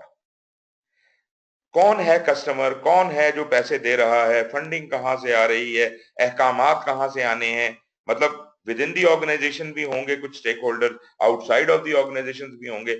और मजे की बात है हम लोग अव्वल तो stake holder identify करने की बात नहीं करते अपने प्रोजेक्ट्स में आमतौर पे, लेकिन अगर करें भी तो हम बहुत बड़ा तीर अगर मारेंगे तो हम कहेंगे ये देखें जी government of Pakistan stakeholder है, मिनिस्ट्री फलानी स्टेक होल्डर है, मेरा बॉस स्टेक होल्डर है, मेरा कस्टमर स्टेक होल्डर है, 4-5 मोटे मोटे मशहूर मशहूर नाम हम स्टेक होल्डर की लिस्ट में डालते हैं और कहते हैं ये क्या, खत्म बात। नहीं जनाब, बिल्कुल गलत। याद रहे स्टेक होल्डर वो लोग हैं जिनका कुछ भी लेना देना आपके प्रोजेक्ट से बनता है। ये मत देखें कि कौन छोटा है कौन बड़ा है, कौन ज्यादा असरअंदाज हो सकता है कौन कम हो सकता है, कौन इंटरनल है कौन एक्सटर्नल है, कौन कितनी ताकत रखता है, ये चीजें मैटर नहीं करती। You have to identify all possible stakeholders in detail, क्योंकि आज जिसको आप छोटा समझ रहे हैं कल वो आपके लिए हाथी बन जाएगा और आपके प्रोजेक्ट को स्टैंड स्टिल कर देगा। कोई भी स्टेक होल्डर छोटा नहीं होता, वो जो आपके प्रोजेक्ट पे असरअंदाज हो रहा है वो, या वो जो आपके प्रोजेक्ट से मुतासिर हो रहा। अगर मैं डैम बना रहा हूं तो वहां के जो रेजिडेंट्स हैं उस एरिया के जहां डैम बनना है वो उसके मुतासरीन हैं। मुतासरीन को मैं इग्नोर नहीं कर सकता, मैं को नीरो की तरह शहर को आग लगा के और बांसुरी नहीं बजा सकता। I have to compensate them, I have to come to an understanding with them, so they are my stakeholder. अगर वो किसी वजह से खड़े हो गए तो वो मेरा काम धरे का धरा रह जाएगा। आपका डैम क्यों नहीं बनता? आपका डैम इसीलिए नहीं बनता।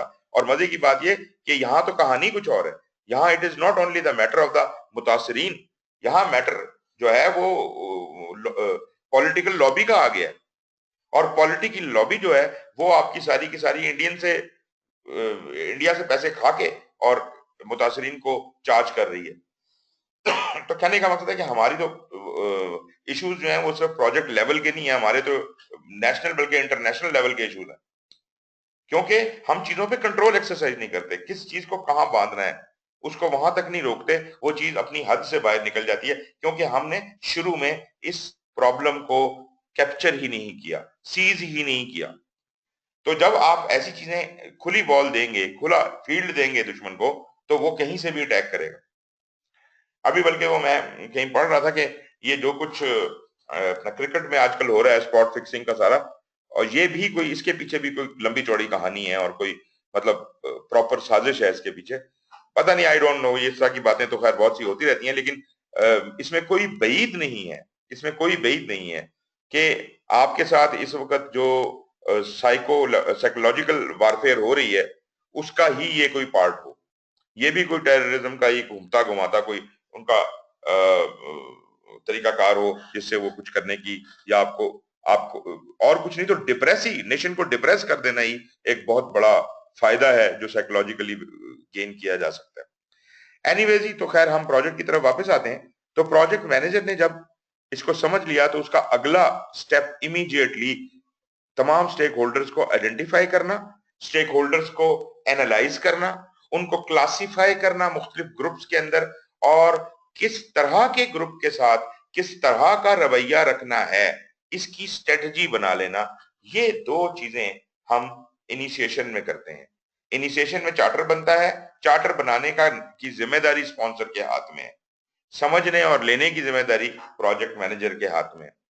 उसके बाद प्रोजेक्ट मैनेजर जो है वो आइडेंटिफाई स्टेक होल्डर्स करता है, जिसके नतीजे में स्टेक होल्डर्स का लिस्ट एक बन जाती है, रजिस्टर बन जाता है, और स्टेक होल्डर को मैनेज करने की स्ट्रेटजी ये बना लेता है उनको एनालाइज और ग्रुप करने के बाद। अगर ये बात यहां तक की समझ आती है तो आप ये देखेंगे कि इनिशिएशन से जो एरो निकल रहे हैं, एक बिल्कुल नीचे की तरफ जा रहा है इनिशिएशन से एरो, और ये एरो जा रहा है प्लानिंग में और उस पर लिखा हुआ है प्रोजेक्ट चार्टर। एक इसकी लेफ्ट साइड से एरो जा रहा है, वो भी प्लानिंग में ही मिल रहा है, उस पे लिखा हुआ है stakeholder register and stakeholder management strategy. तो बुनियादी तौर पे ये तीन चीजें ही हैं जो इनिशिएशन से निकल के प्लानिंग के अंदर जाती हैं।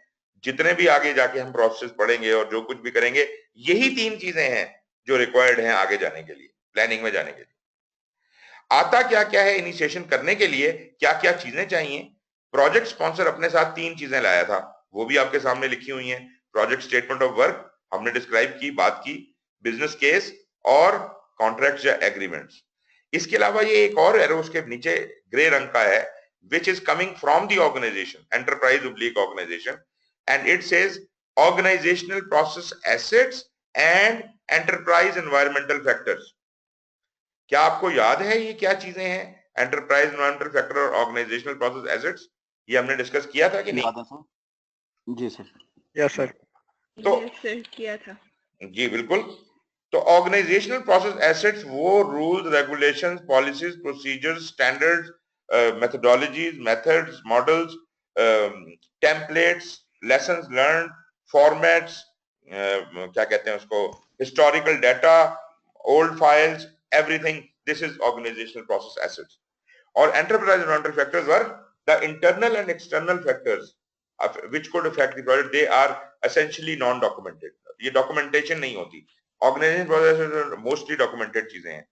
Enterprise environmental factor में वो हालात और वाकयात हैं जो अंदरूनी तौर पे और बैरूनी तौर पे किसी तरह से आपके प्रोजेक्ट के ऊपर असरअंदाज होते हैं। और ये दो चीजें ऐसी हैं जो इनिशिएशन को भी जा रही हैं।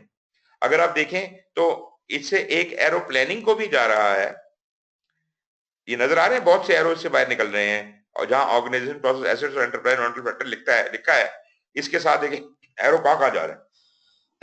एक एरो ऊपर की तरफ जा रहा है जो कि इनिशिएशन में दाखिल हो रहा है, एक इसके राइट हैंड से तीन एरो निकल रहे हैं, एक प्लानिंग को जा रहा है, एक एग्जीक्यूशन को, मॉनिटरिंग एंड कंट्रोल को जा रहा है, और एक जो नीचे जा रहा है एग्जीक्यूशन को जा रहा है, और एक निचली तरफ से जा रहा है, और वो ये मतलब लेफ्ट साइड पे जो एक एरो इधर मिल रहा है इसके अंदर, वो दरअसल क्लोजिंग से आ रहा है। तो इसका मतलब ये हुआ कि ऑर्गेनाइजेशनल प्रोसेस एसेट्स और एंटरप्राइज एनवायरमेंटल फैक्टर हर प्रोसेस ग्रुप को जा रहा है।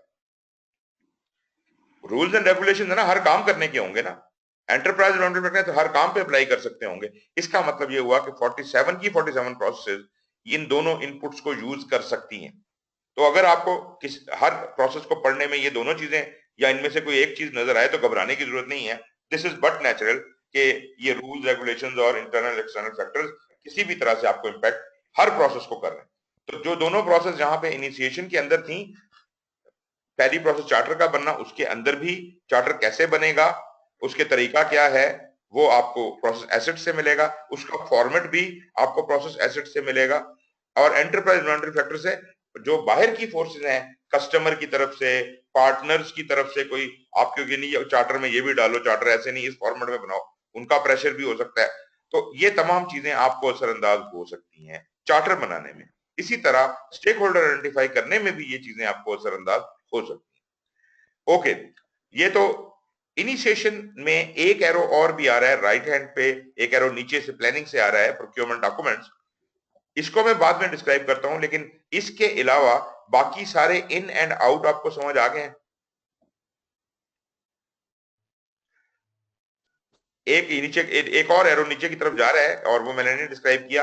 ये काले ब्लैक रंग का एरो लेफ्ट साइड से बिल्कुल जो नीचे की तरफ जा रहा है, इसके ऊपर नीचे जाके लिखा हुआ है रिस्क रजिस्टर। रिस्क रजिस्टर का सॉरी रिस्क रजिस्टर नहीं है ये है वो रिसोर्स कैलेंडर सर। क्या है जी? Resource calendar. रिसोर्स कैलेंडर ये है कि जब जब कोई रिसोर्स मोबिलाइज होगा तो उसकी अवेलेबिलिटी का कैलेंडर है कि ये प्रोजेक्ट में कब कब कहां कहां रिक्वायर्ड है। तो इसका मतलब है कि इनिशिएशन में कुछ लोग तो इन्वॉल्व होना शुरू हो गए ना, प्रोजेक्ट मैनेजर तो आ गया ना, तो जो ही पहला बंदा आता है तो रिसोर्स कैलेंडर उसका पॉपुलेट हो जाता है। प्लानिंग में तो बहुत से लोग इंट्रोड्यूस होंगे प्लानिंग के हवाले से, और फिर खास तौर पे एग्जीक्यूशन के दौरान आपकी पूरी वर्कफोर्स मोबिलाइज हो जाएगी। तो जब जब जो जो मोबिलाइज होता जाएगा उसका रिसोर्स कैलेंडर अवेलेबल होता जाएगा। तो ये वो रिसोर्स कैलेंडर है। तो ये रिसोर्स कैलेंडर की लाइन है, ये स्टेक होल्डर और मैनेजमेंट स्ट्रेटजी की लाइन है, चार्टर की लाइन है, और बाकी दो इनपुट जो है वो एक स्पॉन्सर की तरफ से 3 चीजें आ रही हैं और एंटरप्राइज की तरफ से 2 चीजें आ रही हैं। तो 5 हमारे इनपुट हैं और छठा ये प्रोजेक्ट डॉक्यूमेंट है जो बाद में डिस्क्राइब करना है मैंने, और 3 आपके आउटपुट हैं जो इनिशिएशन से बाहर निकलते हैं। क्या यहां तक बात क्लियर है जी गाजी? सर इसमें इनिशियली हमने एक कॉन्सेप्ट देखा था कि जो ऑर्गेनाइजेशनल स्ट्रेटजी है, जो भी प्रोजेक्ट चार्टर बनता है तो उसमें वो इन लाइन विद द स्ट्रेटजी होता है। तो ये जो भी हमने पढ़ा है इनिशिएटिंग प्रोसेस, इसमें किस स्टेज पे कौन ये काम इंश्योर करेगा कि जो प्रोजेक्ट एक्वायर किया गया या जो भी हमें काम करने हम जा रहे हैं it is in line with the project strategy organisation strategy से। एक्चुअली चूंकि हम जिस जगह पे खड़े हैं यहाँ पे बिजनेस केस वगैरह बन चुका है, तो जिस किसी ने भी बिजनेस केस बनाया था उसने पहली दफा तो उसने देखा होगा कि ये हमारी स्ट्रेटजी के मुताबिक है, हमारी बिजनेस नीड के मुताबिक है या नहीं है। ये बुनियादी तौर पे उसका फर्ज बनता था। उसके बाद उस बिजनेस केस को अप्रूव करने वाले का फर्ज बनता था कि वो ये इंश्योर करे कि ये फिजिबल है, तभी इसको इजाजत दी जाए और इसके कॉन्ट्रैक्ट में दाखिल हुआ जाए। फिर कॉन्ट्रैक्ट करते वक्त जिन लोगों ने कॉन्ट्रैक्ट किया उन्होंने दोनों पार्टीज, कस्टमर वाली पार्टी और हमारी पार्टी के रिप्रेजेंटेटिव जो हैं वो बेस्ट जज थे कि ये हमारी अलाइनमेंट में रहे।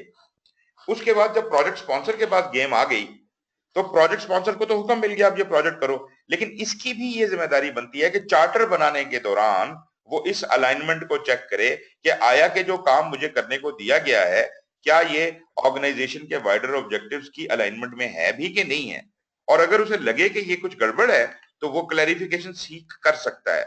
और ऐसा हो सकता है कि जो ऊपर टॉप एग्जेक्टिव्स हैं वो जब इसका रिमार्क सुने और वो कहें कि ओहो यार ये बात तो हमें याद ही नहीं रही, तो समझ ही नहीं आई, हम तो और तरह से देखते रहे।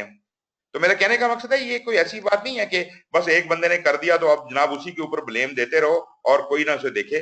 तो प्रोजेक्ट स्पॉन्सर भी इसको देखता है, बल्कि प्रोजेक्ट स्पॉन्सर की जिम्मेदारी से ज्यादा होती है, क्योंकि प्रोजेक्ट स्पॉन्सर जो है, प्रोजेक्ट मैनेजर तो अकेला इस प्रोजेक्ट का जिम्मेदार है ना, स्पॉन्सर जो है वो सिर्फ एक प्रोजेक्ट को नहीं देख रहा होता बल्कि किसी ऑपरेशन को भी देख रहा होता है, 2-4 प्रोजेक्ट को भी देख रहा होता है। जो मैंने एग्जांपल दी ना कि एक आदमी कहता है मेरे पास 20 प्रोजेक्ट हैं, वो दरअसल प्रोजेक्ट डायरेक्टर या प्रोजेक्ट स्पॉन्सर है।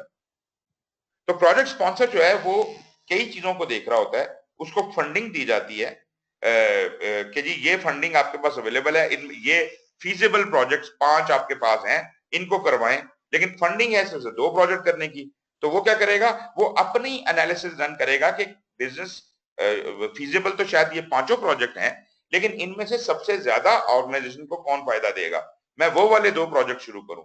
तो स्पॉन्सर की इतनी सी हद है कि जिसके अंदर वो ये डिसाइड कर सकता है कि मुझे कहां तक जाना है। बट एनीवेज, स्पॉन्सर ने जब ये देख लिया, और लाजमी बात है कि वो बिजनेस केस को भी देख रहा है, अब जब गेम आती है प्रोजेक्ट मैनेजर के पास, अभी इनिशिएशन में तो नहीं, अभी मैं प्लानिंग में जब जाऊंगा तो मैं वहां दिखाऊंगा कि प्रोजेक्ट मैनेजर कैसे इसके बखीर उधेड़ेगा और इसकी स्ट्रेटजी का पोस्टमार्टम करेगा, और उसके बाद जब पूरी तसल्ली हो जाएगी तब वो अपनी प्लानिंग शुरू करेगा। तो हर किसी की जिम्मेदारी है अलोंग दी चैनल कि इस अलाइनमेंट को अपनी हद तक चेक करना, और अगर कहीं गड़बड़ है तो अपवर्ड्स उसको इशू को एस्केलेट करना और उस इशू को ऊपर पहुंचाना। हम लोग सिर्फ यस सर करते रहते हैं, और यस सर जो है वो एक बड़ी खतरनाक चीज है। एग्री करना, हर बात पे एग्री कर लेना दूसरे के साथ, क्योंकि दूसरा आदमी जो है वो, मैं ये नहीं कहता हूं कि वे इनकॉम्पिटेंट है, आपका बॉस है, आपसे ज्यादा पढ़ा लिखा होगा, ज्यादा समझदार होगा, सब बात अपनी जगह, लेकिन जरूरी नहीं है कि वो उसी तरह सोच रहा हो जिस तरह आप सोच रहे हैं। हो सकता है उसके माइंड से भी कोई बात स्किप हो गई हो। तो word of wisdom can come from anywhere. तो इस बात को जरूर ध्यान रखें। असल में ये पूरा कल्चर ऑर्गेनाइजेशंस का बदलने वाला है। हम ऑर्गेनाइजेशंस में बस ताकत के जोर पे चलते हैं। मैं आपको बताऊं, हमने लीडरशिप पूरी जिंदगी फौज में रहे और सब कुछ के जी लीडरशिप के हमसे तो बड़े कोई थानेदार ही नहीं है कि जो लीडरशिप कर सके।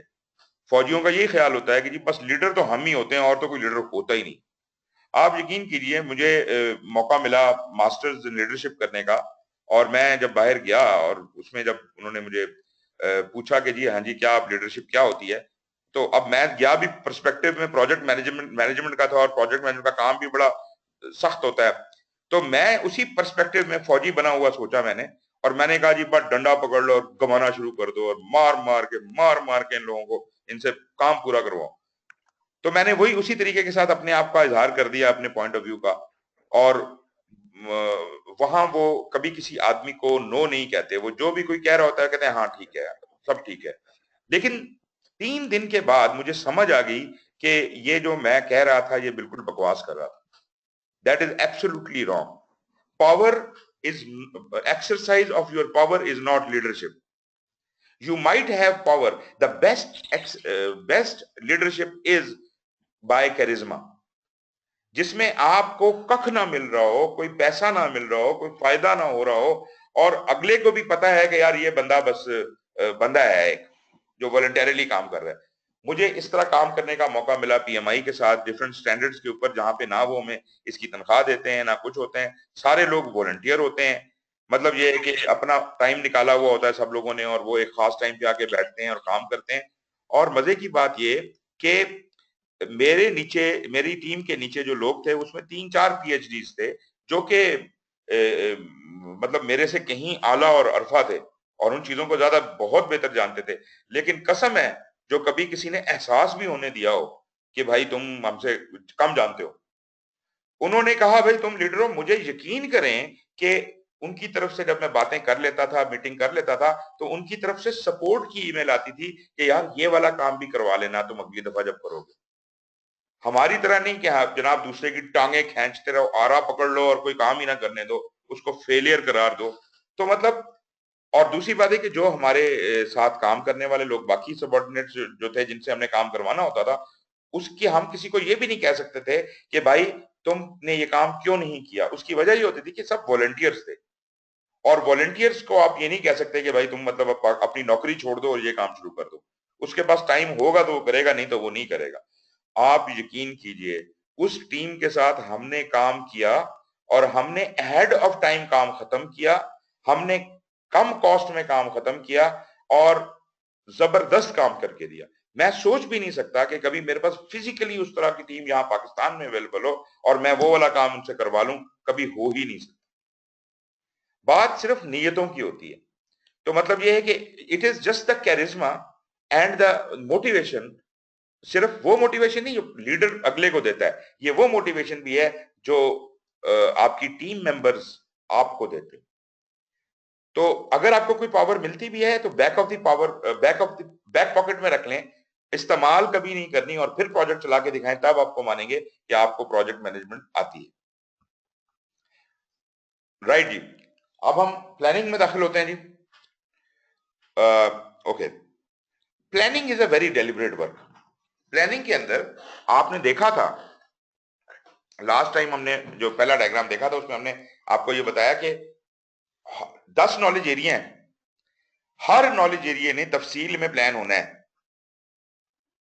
तो इसका मतलब है हर चीज ने प्लान होना है, 10 के 10 नॉलेज एरिया ने प्लान होना है। और उनमें से 4 ऐसे हैं एरियाज, 3 तो ऐसे हैं जो कि आपके प्रोजेक्ट ऑब्जेक्टिव्स हैं, स्कोप, टाइम और कॉस्ट। उन्होंने तो बहुत ही मुफस्सिल, बहुत ही तफसील के साथ उन्होंने प्लान होना है। रिस्क चूंकि अनसर्टेनिटी को डील करता है, उसने भी बड़ी तफसील के साथ प्लान होना है। 4 तो ये निकल गए। एक जो है इन 10 के 10 के अंदर, 10 नॉलेज एरियाज के अंदर जो इंटीग्रेशन है वो तो वैसे ही इनका बाप है, उसने तो इन सबको कंट्रोल करना है। बाकी रह गए 5।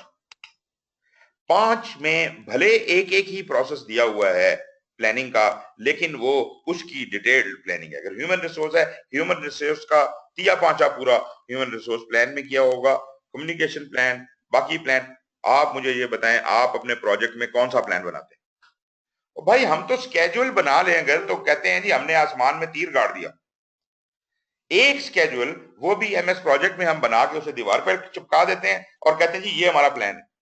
खुदा का खौफ करें, बाकी आपकी चीजें कहां हैं इसके अंदर? who is who and who is communicating with whom and how this communicating should take place? देखें, एक चीज जहन में रख लीजिए, प्रोजेक्ट मैनेजर का काम भागना और दौड़ना नहीं है। आई मीन कि कभी ये काम कर रहा है, कभी वो काम कर रहा है। ये काम करना लोगों का, टीम का काम है। प्रोजेक्ट मैनेजर का 90% टाइम कम्युनिकेशन में गुजरता है। हर वक्त वो इसको इससे रिपोर्ट ले रहा है, उसको बता रहा है, उसको समझा रहा है, उसको मोटिवेट कर रहा है। हर वक्त उसने 90% टाइम उसने कम्युनिकेशन में गुजारना है और 10% टाइम कोई दूसरी फिजिकल काम कोई अगर करना है तो वो करना है। तो कम्युनिकेशन प्लान आपका किधर है? स्टेक होल्डर जिससे बात करनी है वो, उसके साथ आपकी इंटीग्रेशन कैसे होनी है, उसका प्लान किधर है? तो ये जितने भी एरियाज हैं, मतलब प्रोक्योरमेंट करनी है आपने, प्रोक्योरमेंट का प्लान है, बाकी चीजों का, तो ये सारे एरियाज के प्लान जो हैं वो आपको तफसील में बनाने पड़ेंगे, तभी आप सही, जिसे कहते हैं कि ग्रैस्प कर सकेंगे चीजों को। एनीवेज, मैं अभी प्लानिंग की और ज्यादा डिटेल में नहीं जाता। एक बात हमारे लिए काफी है कि प्लानिंग से 2 चीजें निकलती हैं। निकलती तो बहुत सी चीजें हैं, लेकिन मैं उनको 2 कैटेगरीज में डिवाइड कर रहा हूं, 2 मेजर कैटेगरीज। एक है प्रोजेक्ट मैनेजमेंट प्लान, दूसरा है प्रोजेक्ट डॉक्यूमेंट। इनको डिफरेंशिएट कैसे किया जाए, ये मैंने पहले भी बात की थी कि 10 के 10 नॉलेज एरियाज में हर एक का एक मैनेजमेंट प्लान होगा। There will be a management plan, at least one management plan for every area will be developed. Agreed? उसके अलावा और भी कुछ प्रोसेस हो सकते हैं जो इंटरम डॉक्यूमेंट्स बनाएंगे। ये एक चीज बनाई, फिर उससे एक और चीज बन गई, फिर कुछ और बन गया। जैसे टाइम में, स्कोप में, कॉस्ट में आपको नजर आता है एक से ज्यादा प्रोसेस है जो कुछ काम करती हैं। और जहां वो प्लान फाइनलाइज हो जाता है, मतलब एक तो मैनेजमेंट प्लान था, और मैनेजमेंट प्लान में मैंने कहा था कि तफसील नहीं होती, मैनेजमेंट प्लान में सिर्फ हिदायत होती हैं, उसमें सिर्फ पॉलिसीज एंड प्रोसीजर्स होते हैं कि जनाब अगर आपने टाइम मैनेजमेंट करनी है तो टाइम मैनेजमेंट में स्केड्यूलिंग करते हुए इन बातों का ख्याल रखें। स्केड्यूलिंग में जो नेटवर्क डायग्राम बनाना है उसके अंदर ये प्रोटोकॉल इस्तेमाल होगी। मगर अगर आप ये कहें कि स्केड्यूल मैनेजमेंट प्लान को ये पता होगा कि प्लान में एक्टिविटीज कौन कौन सी हैं, तो सॉरी, उसको कोई पता नहीं होगा। हाँ, उसको ये पता है कि जब एक्टिविटीज आइडेंटिफाई करनी है तो एक्टिविटीज आइडेंटिफाई करते हुए किन बातों का ख्याल रखना है, ये वो लिखेगा अपने अंदर। तो इसका मतलब है सारे काम जो स्केड्यूलिंग में होने हैं, टाइम मैनेजमेंट के नॉलेज एरिया में होने हैं, उनके बारे में हिदायत स्केड्यूल मैनेजमेंट प्लान में होंगी, लेकिन तफसील नहीं होगी। लेकिन जब ये मैनेजमेंट प्लान बन जाएगा तो फिर अगला हम स्टेप करेंगे, वो है फर्ज करें डिफाइन एक्टिविटीज। वहां पे वो उन्हीं हिदायत को मद्देनजर रखते हुए एक्टिविटीज को इंडिविजुअली आइडेंटिफाई करेगा, उनके नाम रखेगा, फिर अगला प्रोसेस आ जाएगा, उसमें उनकी सीक्वेंसिंग करेगा। सीक्वेंसिंग करने का तरीका वहां से उठाएगा मैनेजमेंट प्लान से, और इस तरह से करते करते करते ये जब सारे काम उस नॉलेज एरिया के मुकम्मल हो जाएंगे तो उसके हतमी शक्ल जो एग्जीक्यूटेबल आइटम बन जाता है, जो प्लान का रिजल्ट बन जाता है, उसको कहते हैं कि अब इसको फ्रीज कर लिया जाए ताकि इसमें कोई रद्दोबदल ना हो सके। फ्रीज करने को हम कहते हैं बेसलाइन हो गया। मतलब बेसलाइन हो गया तो बॉस ने, प्रोजेक्ट स्पॉन्सर ने उसको चेक कर लिया, देख लिया और उसको अप्रूव करके साइन कर दिए। और अब चूंकि स्पॉन्सर के साइन हो चुके हैं, अब प्रोजेक्ट मैनेजर की हद से बाहर निकल गया। पहले तो प्रोजेक्ट मैनेजर को कहते थे चेंज कर दो तो वो कोई भी चीज चेंज कर देता था। अब स्पॉन्सर की इजाजत के बगैर कोई तब्दीली नहीं लाई जा सकती। अब ये बेसलाइंड प्लान है। इसी तरह टाइम का बनेगा, कॉस्ट का बनेगा। ये तो चलो इन तीन की तो बेसलाइन रिक्वायर्ड है क्योंकि जो ऑब्जेक्टिव्स हैं वो उनकी बेसलाइन होती है, बाकियों की बेसलाइन नहीं होती। नहीं इसलिए होती कि उनमें अगर कोई फर्क पड़ेगा प्लान में तो उसका असर इन्हीं तीन चीजों पे पड़ता है। तो बेसलाइन यही तीन है जो हिलती हैं, लेकिन जो प्लान्स हैं बाकी वो सारे अपनी जगह पर, मैनेजमेंट प्लान सबके बनते हैं और डॉक्यूमेंट्स भी बनते हैं। अच्छा, अब क्या है कि वो जो मैनेजमेंट प्लान्स हैं सारे वो और सारी बेसलाइंस, तीन बेसलाइंस हैं और बाकी मैनेजमेंट प्लान है, इनको जब इकट्ठा करके कहते हैं तो इसको कहते हैं project management plan. The ingredients of project management plan are all the management plans of different knowledge areas and all the baselines, और baselines हैं तीन, scope, time और cost। ये सारी चीजें मिला के कहते हैं प्रोजेक्ट मैनेजमेंट प्लान। इसके अलावा जो भी डॉक्यूमेंट बना, एक्टिविटी की लिस्ट बनी, नेटवर्क डायग्राम बना, रिसोर्सेज का कोई चार्ट आपने बनाया, कोई कॉस्ट के एस्टीमेट लगाए, जो कुछ भी आपने प्लानिंग में किया वो सब कुछ कहलाएगा प्रोजेक्ट डॉक्यूमेंट। ये जो दरमियान नीचे डब्बा बना हुआ है प्रोजेक्ट डॉक्यूमेंट्स का, ये सब कुछ बना के उसमें डाल दिया जाएगा और जो प्रोजेक्ट मैनेजमेंट प्लान था उसको आगे डिस्ट्रीब्यूट कर दिया जाएगा तीनों जगह पे। तीन जगह पे जा रहा है ये एरो, अगर देखिएगा जरा, ये जो प्रोजेक्ट मैनेजमेंट प्लान का एरो है ये मॉनिटरिंग एंड कंट्रोल को भी जा रहा है, नीचे देखें तो एग्जीक्यूशन को भी जा रहा है और नीचे देखें तो क्लोजिंग को भी जा रहा है। क्यों? ये बताता है कि प्रोजेक्ट मैनेजमेंट प्लान जो कि प्लानिंग में फाइनल हो गया है, एग्जीक्यूशन वाला इसके एन मुताबिक काम करे। इसमें तो बेसलाइन दी हुई है, बेसलाइन के मुताबिक काम करे और अगर हिदायत देखनी है तो हिदायत भी मौजूद है सारी, तो तमाम हिदायत भी इसमें मौजूद है और तमाम बेसलाइंस भी मौजूद हैं। तो इसका मतलब ये हुआ कि वो इसके एन मुताबिक काम करेगा। और मैंने पहले बताया था कि एग्जीक्यूशन के पास ये ताकत नहीं है कि वो खुद से कोई चीज बदल दे, उसने स्ट्रिक्टली फॉलो करना है प्रोजेक्ट मैनेजमेंट प्लान को, जैसा ऑपरेशंस में हम एसओपी को फॉलो करते हैं। जी गाजी सर, ये काइंडली जरा रिपीट कर देंगे कि प्रोजेक्ट मैनेजमेंट प्लान में आपने कहा था जो जो चीजें आती हैं सर, वो जरा रिपीट करना सर। राइट। वैसे तो मैं ये आगे भी आपको एक्सप्लेन करूंगा और उसका डायग्राम की सूरत वगैरह में भी दिखाऊंगा, लेकिन जनरली मैं ये कह रहा हूं कि आपके जो 10 नॉलेज एरियाज हैं, उन हर नॉलेज एरिया को प्लान करने के लिए सबसे पहले उसका मैनेजमेंट प्लान बनाया जाएगा। और उस मैनेजमेंट प्लान का मतलब होता है कि ये उसकी हिदायत हैं कि इस एरिया को डिटेल कैसे प्लान की जाए। तो management plan will never be the detail itself, it will be the हिदायत या इंस्ट्रक्शंस, पॉलिसीज, रूल्स, इस तरह की बातें उसके अंदर होंगी specific to that knowledge area. ठीक है जी। तो ये सारे मैनेजमेंट प्लान जो बनेंगे, स्कोप का, टाइम का, कॉस्ट का, क्वालिटी का, human resource, communication, procurement, risk, stakeholder, सबके मैनेजमेंट प्लान बनेंगे। ये सारे मैनेजमेंट प्लान आप जब बन जाएंगे तो ये प्रोजेक्ट मैनेजमेंट प्लान का हिस्सा बन जाएंगे। एक बात। दूसरी बात, इन प्लान्स के मुताबिक और चीजें भी कैलकुलेट होंगी और भी डॉक्यूमेंट्स बनेंगे। मतलब जैसे मैंने कहा जी, ड्यूरेशन आइडेंटिफाई होंगी, फलानी चीज होगी, फलानी चीज होगी, तो वो चीजें बनती जाएंगी और उनसे फिर आगे चीजें बनती जाएंगी। लेकिन जब वो एक हतमी शक्ल में है, मिसाल के तौर पर स्केड्यूल जब गैंट चार्ट बन जाता है तो गैंट चार्ट हतमी शक्ल होती है, उस हतमी शक्ल को हम बेसलाइन कहते हैं। 3 बेसलाइनें सिर्फ जरूरी हैं, स्कोप की, टाइम की और कॉस्ट की, क्योंकि बाकी किसी चीज की बेसलाइन होना जरूरी नहीं है, क्योंकि बाकी जितने भी नॉलेज एरियाज हैं वो दरअसल अगर उनमें कोई फर्क पड़ेगा, कोई तब्दीली आएगी तो वो इन्हीं 3 चीजों के ऊपर असरअंदाज होंगे, या स्कोप बदलेगा, या टाइम बदलेगा, या कॉस्ट बदलेगी। देयरफॉर अगर मैं इन 3 ऑब्जेक्टिव्स को काबू में कर लूं, इन 3 बेस लाइनों को मैं कंसोलिडेट कर लूं अपने प्रोजेक्ट मैनेजमेंट प्लान के अंदर, तो मेरी चीजें काबू में रहेंगी। अब जब ये प्रोजेक्ट प्लान का हिस्सा बन गए तो सारे मैनेजमेंट प्लान और सारे बेस लाइनें ये प्रोजेक्ट मैनेजमेंट प्लान में आ गई। अब ये एक कंसोलिडेटेड प्लान है, इस प्लान को एग्जीक्यूट किया जाएगा और एग्जीक्यूशन में इस ही को एग्जैक्टली फॉलो करना जरूरी है। ठीक है जी गाजी? हाँ जी जी सर, ठीक है सर। Okay okay right. अब जनाब प्रोजेक्ट प्लान एग्जीक्यूशन को तो इसलिए किया कि इसके मुताबिक काम हो, मॉनिटरिंग एंड कंट्रोल को इसलिए किया कि वो ये चेक करे कि प्लान में क्या लिखा था और हुआ क्या है, और दोनों को कंपेयर करे, एनालाइज करे, उसका कोई फोरकास्ट निकाले, ट्रेंड एनालिसिस करे और अल्टीमेटली सजेस्ट करे अगर कोई चेंज रिक्वेस्ट करनी है तो।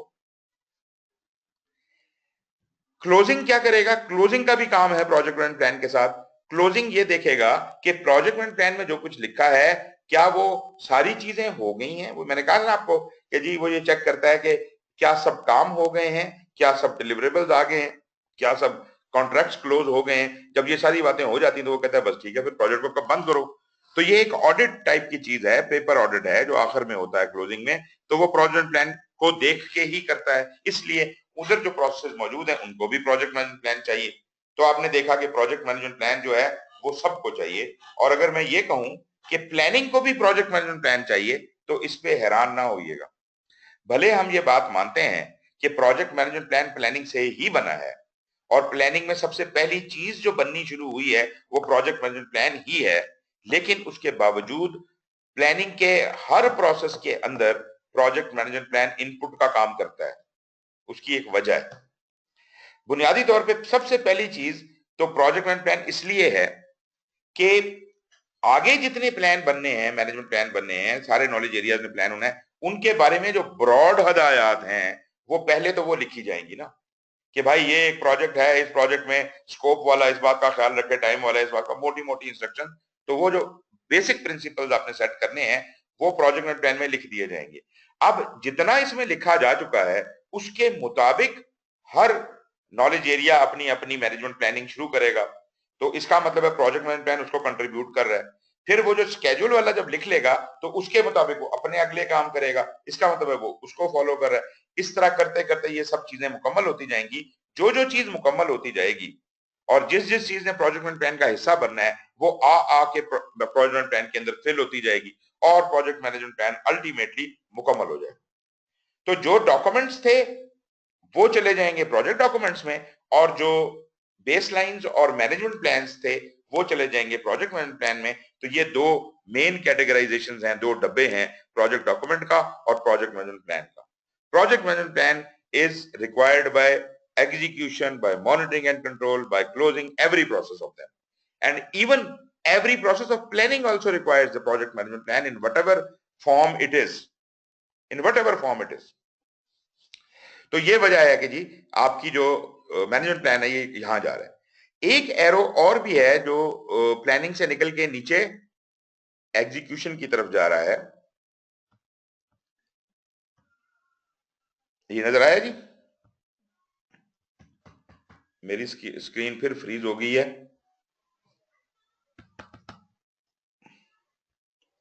एक मिनट जी, मैं जरा इसको ठीक कर लूं।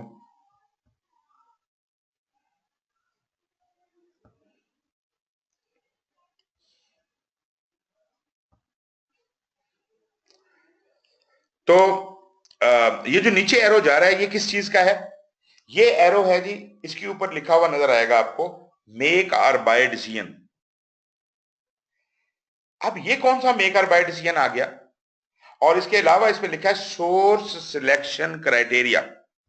सोर्स सिलेक्शन क्राइटेरिया, ये दो क्या चीजें हैं? अच्छा, मजे की बात यह है कि आपके प्रोजेक्ट के अंदर आप जो काम करने वाले हैं उसमें कुछ काम ऐसे जरूर होंगे जो आप खुद से भी नहीं कर सकेंगे।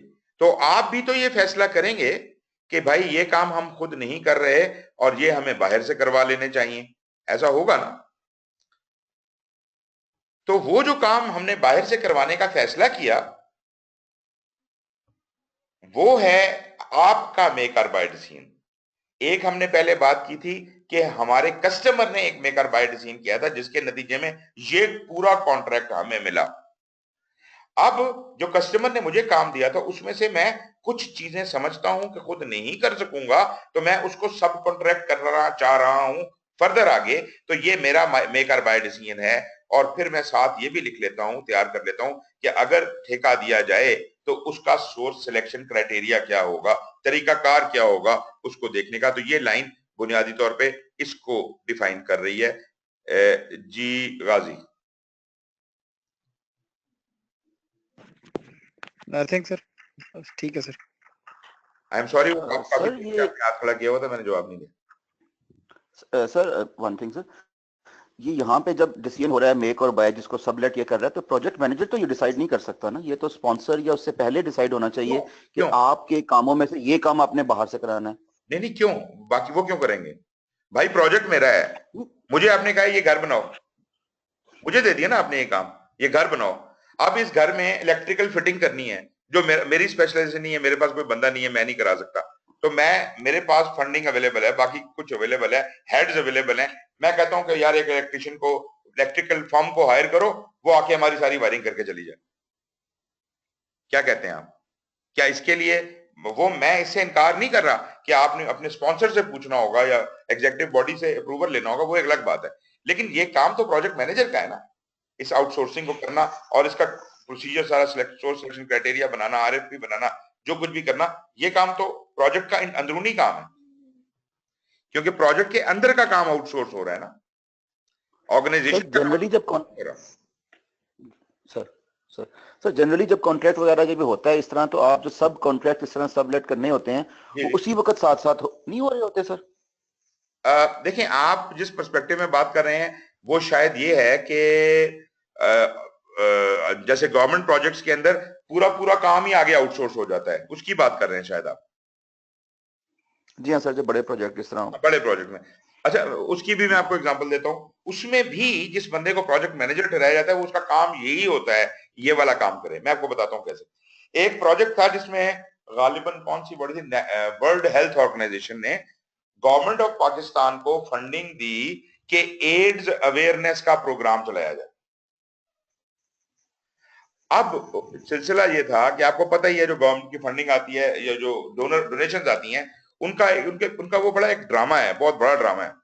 पहली बात ये कि हम लोग भी बहुत बड़ा ड्रामा है कि हमने तो कमर बांधी हुई है कि जो कोई इस तरह की चीज आएगी उसको लुट के ही खा जाना है। और वो भी जो है उन्होंने भी अपना कसम खाई हुई है कि हमने जो है ये आधे से ज्यादा पैसा, 60% पैसा वापस अपने मुल्क में लेके जाना है।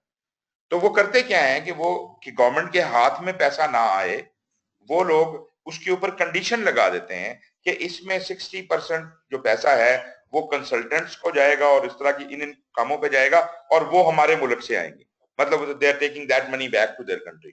नंबर 2, गवर्नमेंट को पैसा ना जाए तो वो कहते हैं जी कि आप जो आउटसोर्सिंग करेंगे उसमें हम इन्वॉल्व होंगे और जिसको आप सिलेक्ट करेंगे कॉन्ट्रैक्टर, उसको हम डायरेक्टली पैसा रिलीज करेंगे। तो इसमें गवर्नमेंट बीच में से गायब हो जाती है, I mean in the sense कि पैसा गवर्नमेंट के पास आता ही नहीं है बीच में। खैर एनीवेज, उन्होंने ये काम किया कि उन्होंने कहा जी ये सिलसिला था, गवर्नमेंट को मिल गया। गवर्नमेंट ने, अच्छा पहले तो आप WHO में कोई प्रोजेक्ट एक बना, उन्होंने प्रोजेक्ट डायरेक्टर रखा, उनका एक प्रोजेक्ट मैनेजर था, उसने बाकायदा गवर्नमेंट ऑफ पाकिस्तान को ये अवार्ड कर दिया और उनपे गवर्नमेंट ऑफ पाकिस्तान पे जो नजर रखी हुई है ये उसका प्रोजेक्ट है। अब गवर्नमेंट ऑफ पाकिस्तान ने आगे कॉन्ट्रैक्ट अवार्ड करना था, उन्होंने अपना एक प्रोजेक्ट डायरेक्टर रखा, अपना एक प्रोजेक्ट मैनेजर बनाया और उसका काम सिर्फ ये था कि जनाब अखबार में इश्तेहार दो, कॉन्ट्रैक्ट अवार्ड करो। तो बेसिकली वो ये काम कर रहा था, मेक और buy decision and source selection criteria, आरएफपीआं बनी, ये किया वो किया। उसका असल काम सिर्फ इतना है कि ये कॉन्ट्रैक्ट किसी तरह से किसी को अवार्ड हो जाए और बाद में वो उसको देखता रहे, नजर रखता रहे, यही है उसका प्रोजेक्ट। इसके अलावा फिजिकल वो काम जो करना है वो तो उसने करना है। तो ये अवार्ड हो गया जी ब्रिटिश काउंसिल को। ब्रिटिश काउंसिल भी कैपेबल नहीं थे, लाजमी बात है, ब्रिटिश काउंसिल के पास कौन से कोई इस किस्म का स्टाफ पड़ा हुआ है कि वो लोग ये काम कर सकें। ब्रिटिश काउंसिल ने उस जमाने में मुझे बुलाया और मुझे कहा कि जनाब हमें आप कंसल्टेंसी दें और हमें बताएं कि हम आगे किसी को आउटसोर्स करना चाहते हैं और उनको हम कैसे करें, उसके डॉक्यूमेंट वगैरह बनाने हैं और ये सब कुछ करना है। तो उसके लिए तो बुनियादी तौर पर उन्होंने आगे फर्दर 8 सब कॉन्ट्रैक्टर को वो काम दिया। अब आप मुझे बताएं प्रोजेक्ट कितने हैं, नेस्टेड प्रोजेक्ट हैं। सब मेन प्रोजेक्ट है WHO का, उसके अंदर प्रोजेक्ट है गवर्नमेंट ऑफ पाकिस्तान का, हेल्थ डिपार्टमेंट का, उसके अंदर प्रोजेक्ट है ब्रिटिश काउंसिल का, और उसके अंदर 8 डिफरेंट कॉन्ट्रैक्ट्स हैं जो उस कॉन्ट्रैक्टर के लिए, तो हर कॉन्ट्रैक्टर के लिए अपना अपना प्रोजेक्ट है। तो ये एक चीज है, जो चीजें इस तरह आउटसोर्स पूरा हो जाती हैं, वो दरअसल प्रोजेक्ट्स नेस्टेड होते हैं। हर लेवल के ऊपर एक प्रोजेक्ट डायरेक्टर और एक प्रोजेक्ट मैनेजर एग्जिस्ट करता है और उसकी जिम्मेदारी डिफरेंट होती है, लेवल डिफरेंट होता है और जिम्मेदारी डिफरेंट होती है। जो आपका कॉन्ट्रैक्टर है ना, वो भी जब उसको कॉन्ट्रैक्ट मिल जाएगा तो ये सारी साइंस से वो भी गुजरेगा, वो भी अपना एक प्रोजेक्ट स्पॉन्सर बनाएगा, फिर एक चार्टर लिखेगा अपने काम के लिए, अपने वो प्रोजेक्ट मैनेजर के लिए, और उस प्रोजेक्ट मैनेजर को देगा, फिर वो आगे काम करेगा।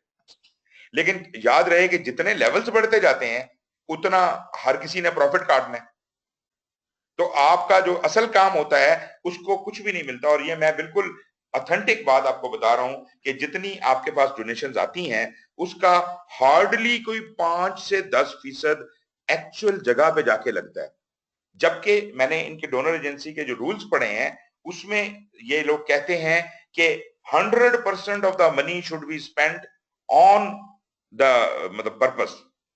लेकिन दरअसल ये सिस्टम ऐसा इन्होंने बनाया हुआ है कि उसका 5 से 10% नीचे पहुंचता है, और अगर काम होता है, अगर कोई प्रोजेक्ट सक्सेसफुल होता है तो वो उस 5 या 10% से होता है, बाकी सब खाना पीना है ऊपर से लेके नीचे तक। और ये अभी तक मैं किसी करप्शन की तो बात ही नहीं की, मैं जायज खाने पीने को या लोगों के शेयर्स बीच में से निकलना है, जो हर लेवल का ऑर्गेनाइजेशन है उसने अपना अपना जो प्रॉफिट निकालना है, मैं उसकी बात कर रहा हूं। और अगर आप इसमें ये 2 नंबर चीजें शामिल कर लें तो फिर तो हद ही है, फिर तो नीचे होता ही कुछ नहीं है। जी जनाब। अच्छा जी, अब आप एग्जीक्यूशन पे पहुंच गए। अब आप यहां पे ये देखिए कि यहां पे वो प्रोजेक्ट डॉक्यूमेंट्स को भी उठा रहे हैं, इधर से इसको मेक और बाय और सोर्स सिलेक्शन आ गया। तो ये किस लिए आया? बुनियादी तौर पे इसने प्रोक्योरमेंट को एग्जीक्यूट करना, जो प्रोक्योरमेंट मैनेजमेंट प्लान आपने प्लानिंग में बनाया होगा, एग्जीक्यूशन ने उसे एग्जीक्यूट करना है, और उसके लिए उसको ये मेक और बाय डिसीजन और ये सब कुछ प्लानिंग से आए हैं। इसकी बुनियाद के ऊपर वो आगे इसको हैंडल करेगा। और कैसे हैंडल करेगा?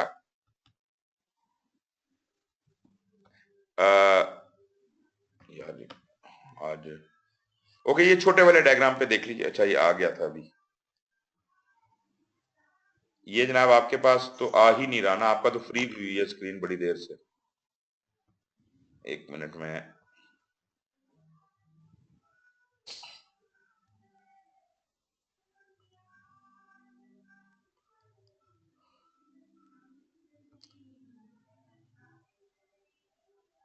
ये आज मेरा ख्याल है जो हमारी स्क्रीन ने काफी तंग किया है, वो बिल्कुल फ्रेश नहीं रही, मुसलसल गड़बड़ करती रही है। ओके, ये अभी आपके सामने आ गया। अच्छा, अब हो ये रहा है जनाब कि ये जो एग्जीक्यूशन में जो ये कार्रवाई हुई ना प्रोक्योरमेंट के हवाले से, अब ये जो बन गया प्रोक्योरमेंट मैनेजमेंट प्लान बना हुआ है, मेरा मेकर बाय डिसीजन है, प्रोक्योरमेंट डॉक्यूमेंट्स, आपको याद है वो जो एक इनिशिएशन को प्रोक्योरमेंट डॉक्यूमेंट की लाइन जा रही थी, वो हमारे सब कॉन्ट्रैक्ट होने वाले प्रोजेक्ट्स के लिए कि कौन कौन ठेकेदार हो सकते हैं जो इसको बिड करेंगे, इसके लिए प्रोक्योरमेंट डॉक्यूमेंट्स इनिशिएशन को भेजे गए। इनिशिएशन में आइडेंटिफाई स्टेक होल्डर का प्रोसेस है, उसने हमें आइडेंटिफाई करके दिए कि कौन स्टेक होल्डर थे। तो इसका मतलब प्रोक्योरमेंट डॉक्यूमेंट भी प्लानिंग से बने थे।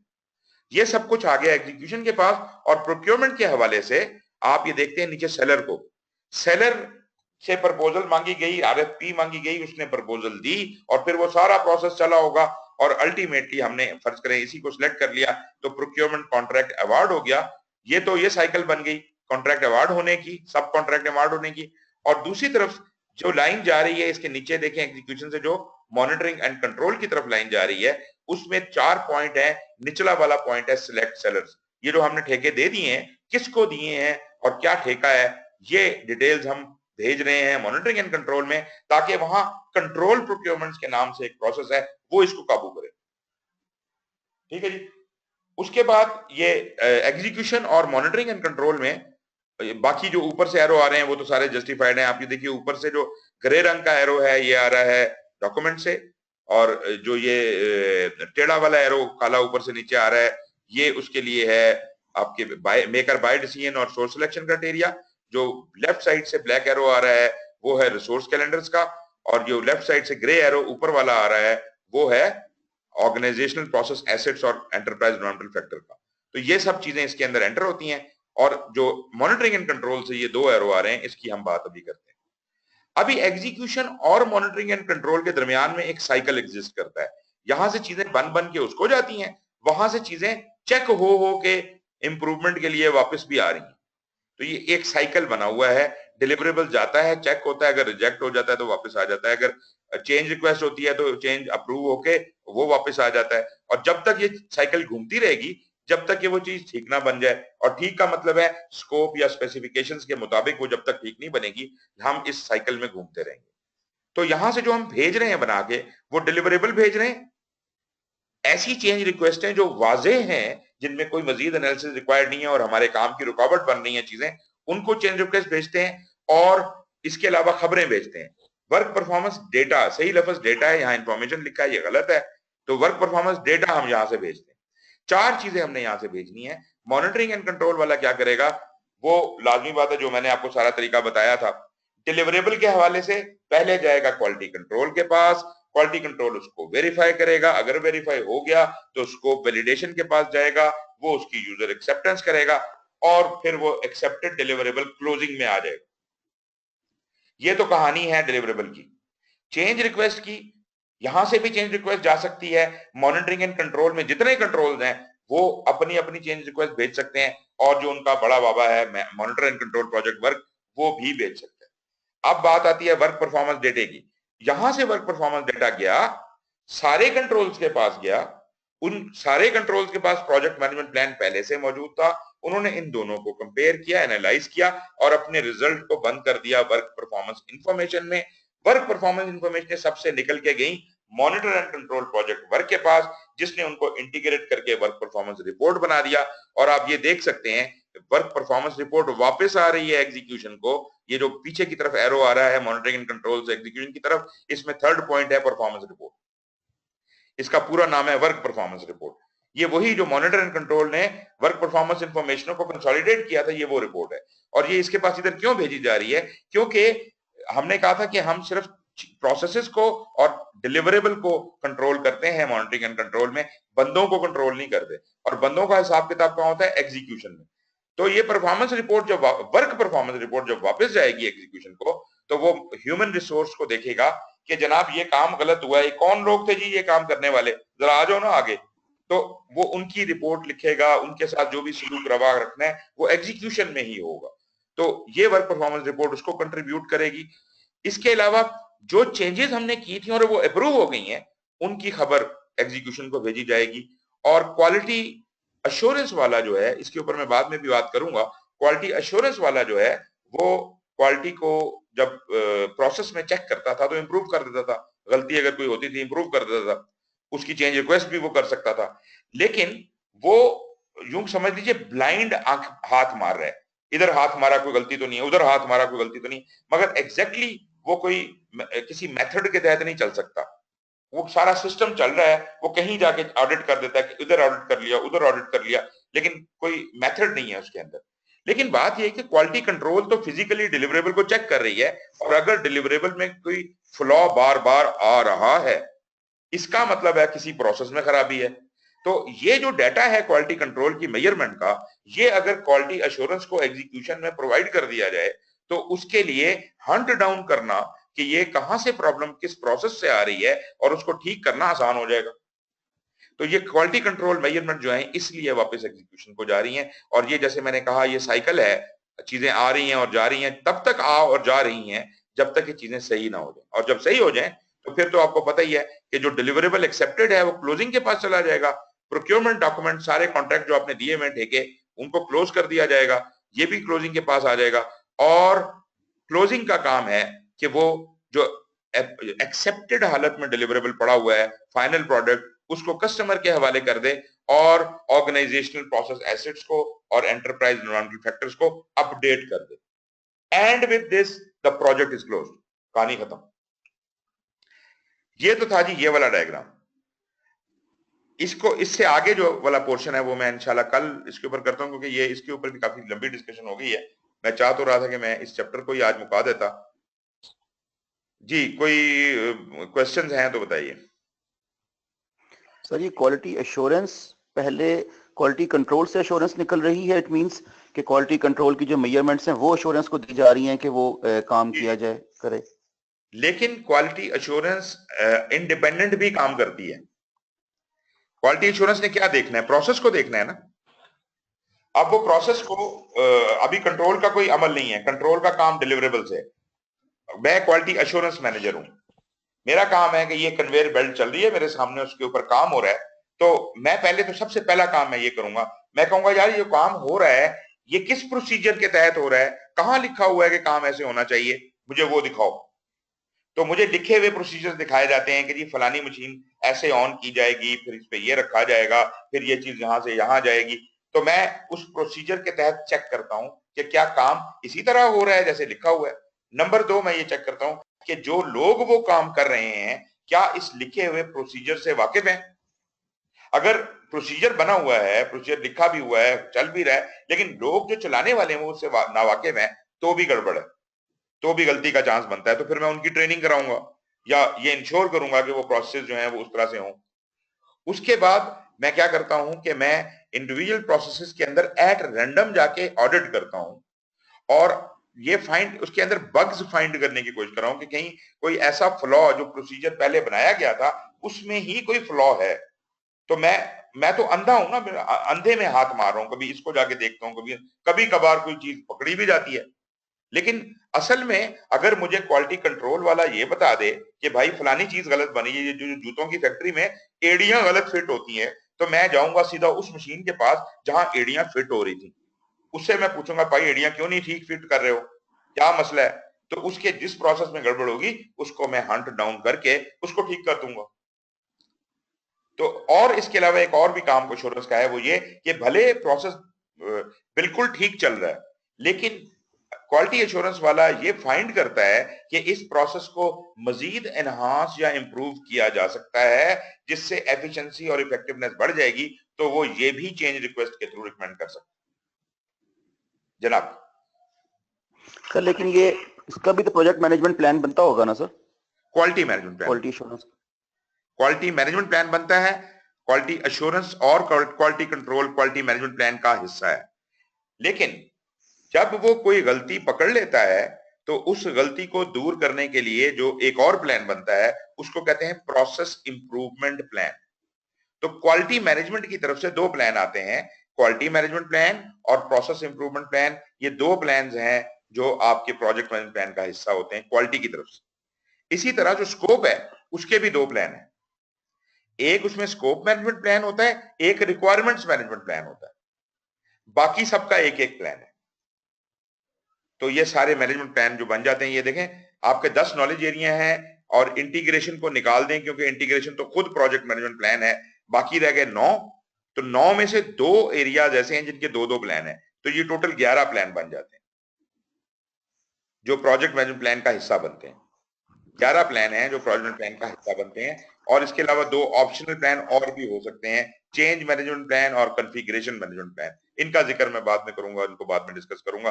लेकिन इस तरह मिल मिला के 13 मैनेजमेंट प्लान और 3 आपकी बेस लाइन, टोटल 16 चीजें हैं जो प्रोजेक्ट मैनेजमेंट प्लान में होती हैं।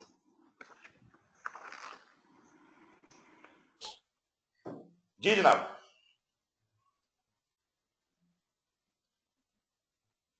कोई क्वेश्चन नहीं है? Overloaded? Thank you. No sir, बस ठीक है। अच्छा चलिए जी, कल फिर हम यहीं से शुरू करते हैं और ये कल हम जल्दी से खत्म कर लेंगे और अगले चैप्टर पे चले जाएंगे। मेरा ख्याल है कल हम अगला चैप्टर भी कर लेंगे। कल है ना हमारी क्लास? हाँ बिल्कुल है। तो चलें जी, thank you very much, see you tomorrow then, thank you, take care. अल्लाह हाफिज़। Thank you sir, good night.